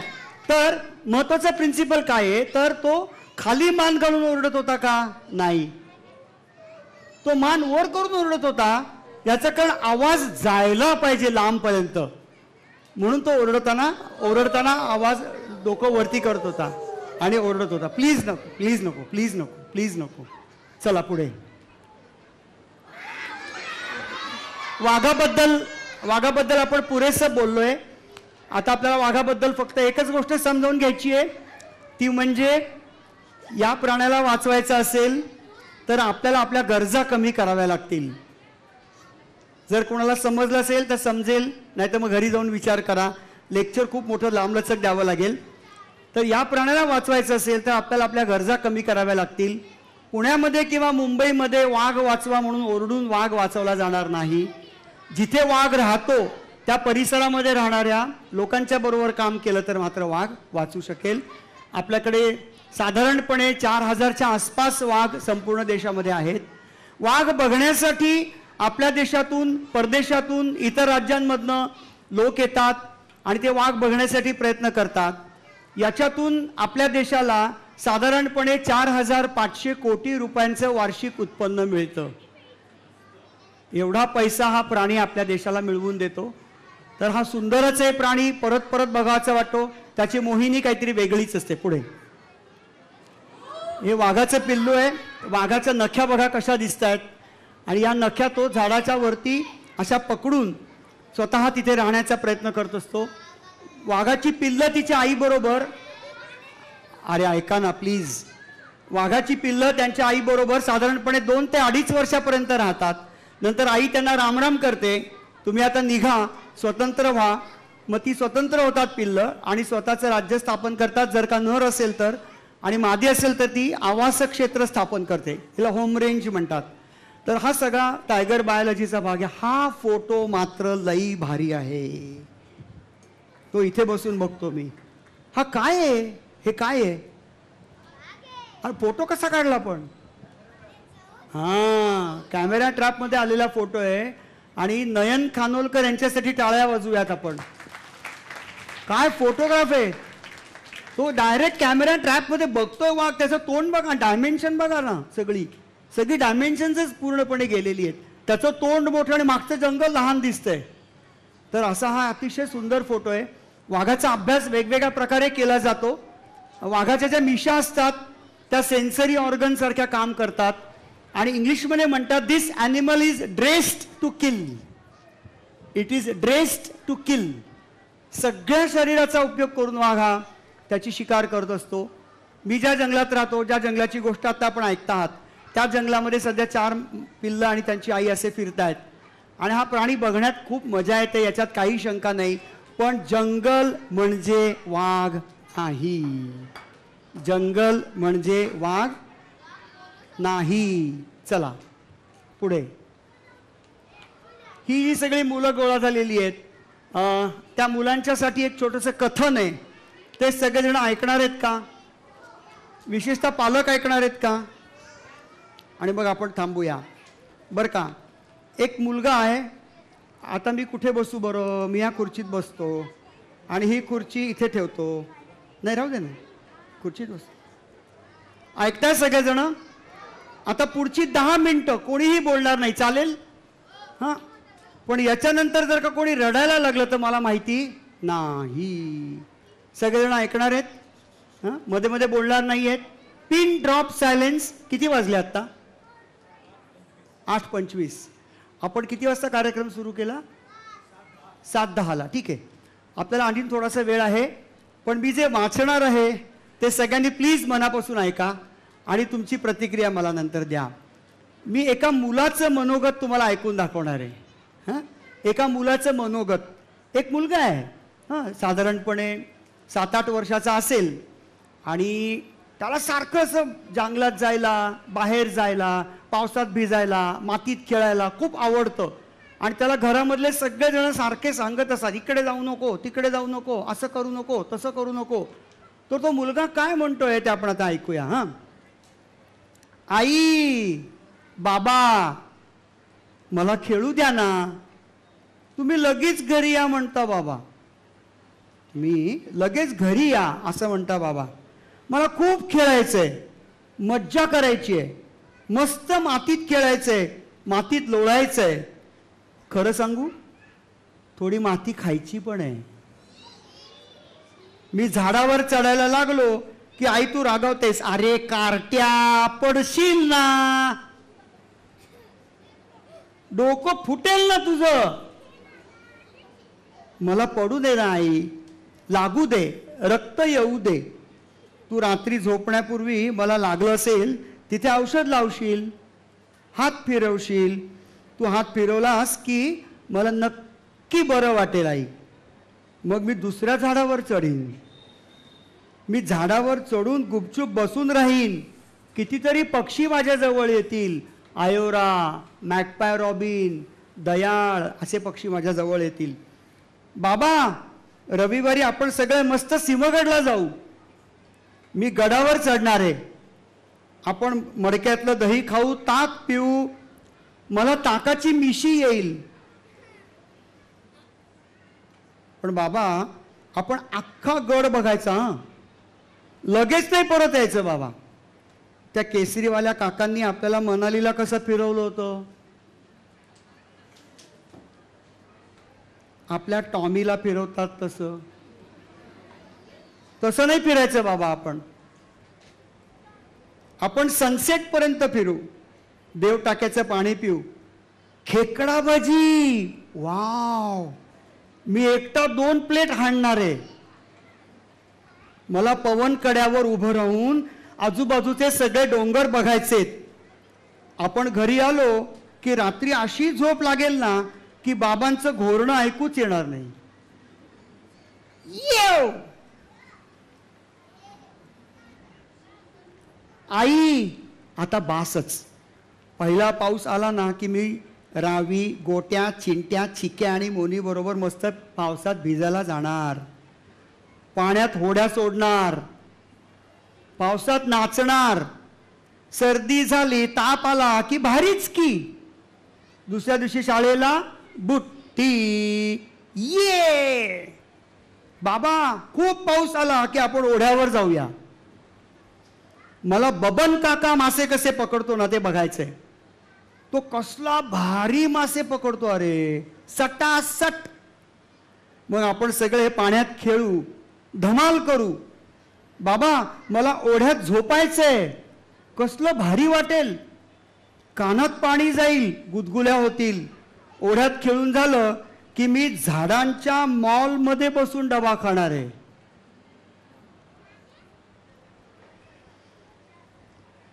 त्या दिवशी मी चुलीवर भाजलेली मिरची खाण्याची डेअरिंग करणार आहे. घरी येताना ना आपण एक आयडिया करू. चिंट्याच्या बाबांना ना करवंद कुठे मिळतात ते माहिती आहे बरं का. आपण तिथे जाऊ, मस्त पिकलेली करवंद खाऊ, कोंबडा का कोंबडी खेळू. आपल्या ट्रिप नंतर ना मी एसे लिहीन, प्रॉमिस. आई, मी तुला सांगतो की माझा एसे मोना टीचरला नक्की आवडेल. मोना टीचर जे एसे देते ना ते आपल्याला नाही आवडत बाबा. 1 hour on the Pune railway platform, कसलं बोर होतं गाई. अरे त्या शेजारच्या जोशी काकू काय म्हणतील रे कार्ट्या, असं म्हणून तुम्हाला साधी शिट्टी पण मारू देत नाही आई.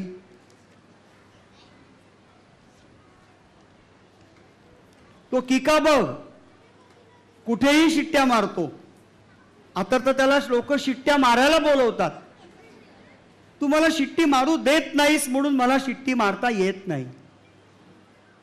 बघ, तोंडातून नुसतीच हवा बाहेर पडतीये. बाबा, मला नाईट आउटला पण जायचंय, खूप मज्जा येते. रावी, गोट्या, चिंट्या, मोनी सगळे अंधाराला घाबरतात. मोना टीचर तर अंधाराला खूप घाबरते. मी अंधाराला अजिबात घाबरत नाही. आपण नेचर वॉक बरोबर नाईट वॉकला जाऊ. बेडूक दिसतील, साप दिसतील, मॉथ्स दिसतील, क्रॅब्स दिसतील. ती हळूहळू चालणारी स्नेल असते ना, स्नेल, ती पण दिसेल. मी पकडेन तिला, मग ती लाजून तिच्या घरात जाईल. तिचं घर जमिनीवर ठेवलं की ती पुन्हा हळूच बाहेर येईल. मी तिच्या बरोबर वॉक करीन. शेवाळं असलेल्या दगडांवरून चालायला किती मजा येईल ना बाबा. आपण सगळे धपाधप आपटू. बाबा, किती दिवस झाले तुम्ही चांगले आपटलाच नाही तो डोंगरावर. कम ऑन डॅड, तुम्ही कधीच आपटणार नाही. कारण सांगू, तुम्ही माझे बाबा आहात. परवा मला मोना टीचर रागवल्या. Bad boy. मी वर्गात बसून सारखा खिडकीतून बाहेर बघतो म्हणून. पण आई, मला नाही आवडत अजिबात अभ्यास, किती बोर होतो ना. क्लासच्या खिडकीतून सिंगापूर चेरीच्या झाडावर आलेली कोयल दिसते. ती खूप वेळ नुसती एकाच जागी बसून राहते. मग मी पण तिच्याकडे बघत बसून राहतो. मला तिच्यासारखं खूप वेळ नुसतं बसून राहायला आवडतं. आई, तुला आधीच सांगून ठेवतो, ती आपली सुभद्रा काकू आहे ना, सुभद्रा काकू, ती सारखी सारखी माझी बेडरूम झाडत असते. तिला सांग माझी खोली सारखी सारखी झाडायची नाही. सुभद्रा काकू माझी बेडरूम झाडते म्हणून माझा friend daddy long leg spider पळून गेला. आई मी शाळेचा अभ्यास केला तर नक्की पास होईन. आई मी शाळेचा अभ्यास केला तर नक्की पास होईन. शिट्ट्या मारल्या नाहीत, पावसात भिजलो नाही, माती खाल्ली नाही तर नापास होईन. कारण मी शिट्ट्या मारल्या नाहीत, पावसात भिजलो नाहीत, माती खाल्ली नाही तर मी अभ्यासच करणार नाही. ये मग एक बाबा शिट्टी वाजली. ये थँक्यू.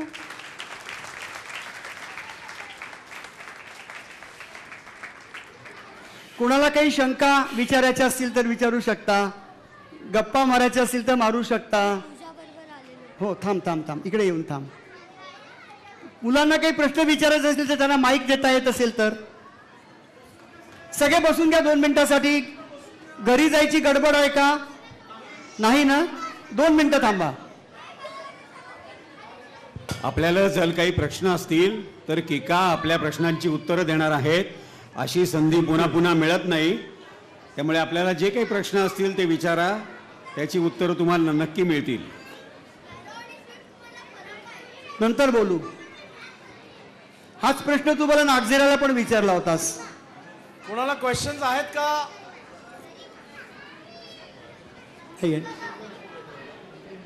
चालेल चालेल ठीक आहे, परफेक्ट. कार्यक्रम समाप्त करण्यापूर्वी मी 5च मिनिटं घेतो आहे. आपल्याला किकांना भेटण्याची संधी हल्ली फार कमी वेळा मिळते, कारण किका अशाच वेशामध्ये कायम नागझिऱ्यामध्ये असतात आणि ते मुद्दामून याच वेशामध्ये आज आपल्या सगळ्या बालमित्रांना भेटायला आले. आणि ते सुद्धा त्यांचं जे घर आहे म्हात्रे ब्रिजपासून तिथून चालत आले, कारण त्यांचं म्हणणं असं आहे की मी असाच जंगलात चालत चालत माझ्या ठिकाणी जातो. त्यांना हल्ली बरेच जंगलातले प्राणी दिसतात, माणूस प्राणी दिसत नाही, तो प्राणी बघायला म्हणून ते इथे आले होते. माणूस प्राणी बघून त्यांना आनंद झाला की नाही हे आता ते नंतर सांगतीलच, पण एकंदर आजच्या प्राण्यांनी किलबिलाट फार केलेलं आहे एवढं मात्र नक्की. मी छोटंसं आभार प्रदर्शनाचं काम उरकणार आहे. त्याआधी सांगू इच्छितो की हा जो आजचा कार्यक्रम झालेला आहे आणि ज्या काही फिल्म्स आपल्याला बघायला मिळालेल्या आहेत किंवा ज्या फिल्म तयार झालेल्या आहेत, तर naturewalk.official नावाचं इन्स्टा पेज आहे, ते तुम्ही जरूर फॉलो करा. naturewalk.official हे इन्स्टा पेज आहे, ते फॉलो करा. मी खास करून किकांचे अगदी मनपूर्वक आभार मानतो. जोरदार टाळ्यांनी आपण. Thank you very much. नमस्कार. आणि आणखीन एक छान वाटलं. टाळ्या वाजवण्याचा थांबा, ते संपू द्या. आपण काहीतरी शिस्त पाळू. सर, टाळ्या वाजवण्याचं आणखीन एक फार महत्त्वाचं कारण आहे, ते म्हणजे आता थोड्याच दिवसात किका कॅलिफोर्नियाला जाणार आहेत. आपलं बृहन महाराष्ट्र मंडळ जे आहे तिकडचं त्यांनी खास बोलवलं आहे त्यांना, आणि तिकडचे आपले बाळ गोपाळ आणि आपल्यासारखे निसर्गप्रेमी जे आहेत त्यांनाही सुंदर ते आपली जी काही कला आहे आणि आपला जो अभ्यास आहे तो त्यांच्यापर्यंत पोहोचवणार आहे. त्यामुळे पुन्हा एकदा जोरदार अभिनंदन करण्यासाठी टाळ्या वाजवा. Thank you so much. धन्यवाद विनायक, विनया, धन्यवाद. याशिवाय मी हा एवढा मोठा जो वनमहोत्सव आयोजित केलेला आहे तो बऱ्याच जणांच्या सहकार्यातून झालेला आहे. सकाळ माध्यम समूह यासाठी निश्चितच सहकार्य आहे. नंतर वन विभाग पुणे यांचेही वरिष्ठ अधिकारी हे इथे खास आवर्जून उपस्थित होते. सगळे फोटोग्राफर्स जे आहेत त्यांचेही मनपूर्वक अभिनंदन, धन्यवाद. त्यानंतर बाहेर जे स्टॉल्स लावलेले होते ज्यामुळे आपल्याला बरंच काही वेगळं वेगळं घ्यायला मिळालं, बघायला मिळालं आणि इथल्या काही आठवणी आपल्याला बरोबर घेऊन जाता येतात. त्यामुळे त्या स्टॉल्स धारकांचेही खूप खूप आभार. महत्त्वाचं म्हणजे या मुलांना छान वेगळं वाटावं म्हणून आजूबाजूला जे काही प्राण्यांचे कटआउट्स लावलेले आहेत, तर लेन्स अँड लेयर्स प्रोडक्शन यांनी हे सगळे कटआउट्स लावलेले आहेत. अगदी बाहेरपासून वाघ आणि हे सगळं किंवा हेही सगळं जे सजवलेलं आहे ते त्यांनी सजवलेलं आहे. आणि महत्त्वाचं म्हणजे सुंदर ज्या ठिकाणी बसून आपण हा सगळा कार्यक्रम आनंद घेतला ते गोल्डन लीफ ब्लँकेट हॉल्स, शुभारंभ लॉन्स यांचेही आपण आभार मानूया टाळ्या वाजवून. आणि खास म्हणजे किकांनी जे काही पक्ष्यांचे आवाज काढले किंवा जे काही आपल्यापर्यंत पोचवलं ते पोचलं नसतं जर त्यांच्यापाशी सुंदर माईक नसता. तर त्यामुळे ही ध्वनी व्यवस्था सचिन नाईक यांनी सांभाळली, त्यांच्यासाठी जोरदार टाळ्या. सचिन नाईक आणि सहकारी यांचेही आभार. आणि अर्थातच आपण सगळे पुणेकर, आपले बालगोपाळ आणि त्यांचे पालक जे निसर्गप्रेमी आहेत, मुलांना घेऊन येणं आणि मुलांना ह्या सगळ्याचा आस्वाद घ्यायला लावणं. कुठे ना कुठेतरी एखाद दुसरा तरी आपला बालगोपाळ हा काय आहे हे जंगल हे बघण्यासाठी किकांकडे नक्की जाईल. त्यामुळे ती जी प्रेरणा आहे ती मिळवण्यासाठी खास तुम्ही इथे घेऊन आलात तुमच्या मुलांना. आपल्या सगळ्यांचेही मनपूर्वक आभार. नेचर वॉकच्या या सगळ्या ट्रस्टीजच्या वतीने मी आपल्या सगळ्यांचे आभार मानतो. खूप खूप धन्यवाद. आजचा कार्यक्रम आणि प्रसाद सरांसाठी एकदा जोरदार टाळ्या. थँक्यू. धन्यवाद धन्यवाद. आता एक फोटो असा काढा कोणीतरी, अनुज, की मी यांच्या गोतावळ्यामध्ये बसलोय, असा एक फोटो काढा कोणी. या रे, बसा इथे खाली सगळे, इकडे या, तिकडे बघा समोर, खाली बसा. शाबास, काढा फोटो. ही सगळी मित्र, कोणीतरी मांडीवर बसा माझ्या लहान बाळापैकी. ये बस, ये ना. गणपती बाप्पा. आता मी म्हणणार माकडा ये. जंगलातले प्राणी आवडतात का? हो. सगळ्यात जास्त आवडणारा प्राणी कोणता? टायगर. टायगरला मराठीमध्ये काय म्हणतात? टायगरला मराठीमध्ये लायन म्हणतात. पंढरीनाथ महाराज की जय. Thank you. Bye bye. All the best. सगळ्यांनी मातीत खेळा, मातीत खा, झाडावर चढा, ओढ्यात खेळा, मातीत भिजा. सगळीकडे अभ्यास अजिबात करू नका, शाळेत अजिबात जाऊ नका, तरच तुम्ही पास व्हाल. चला.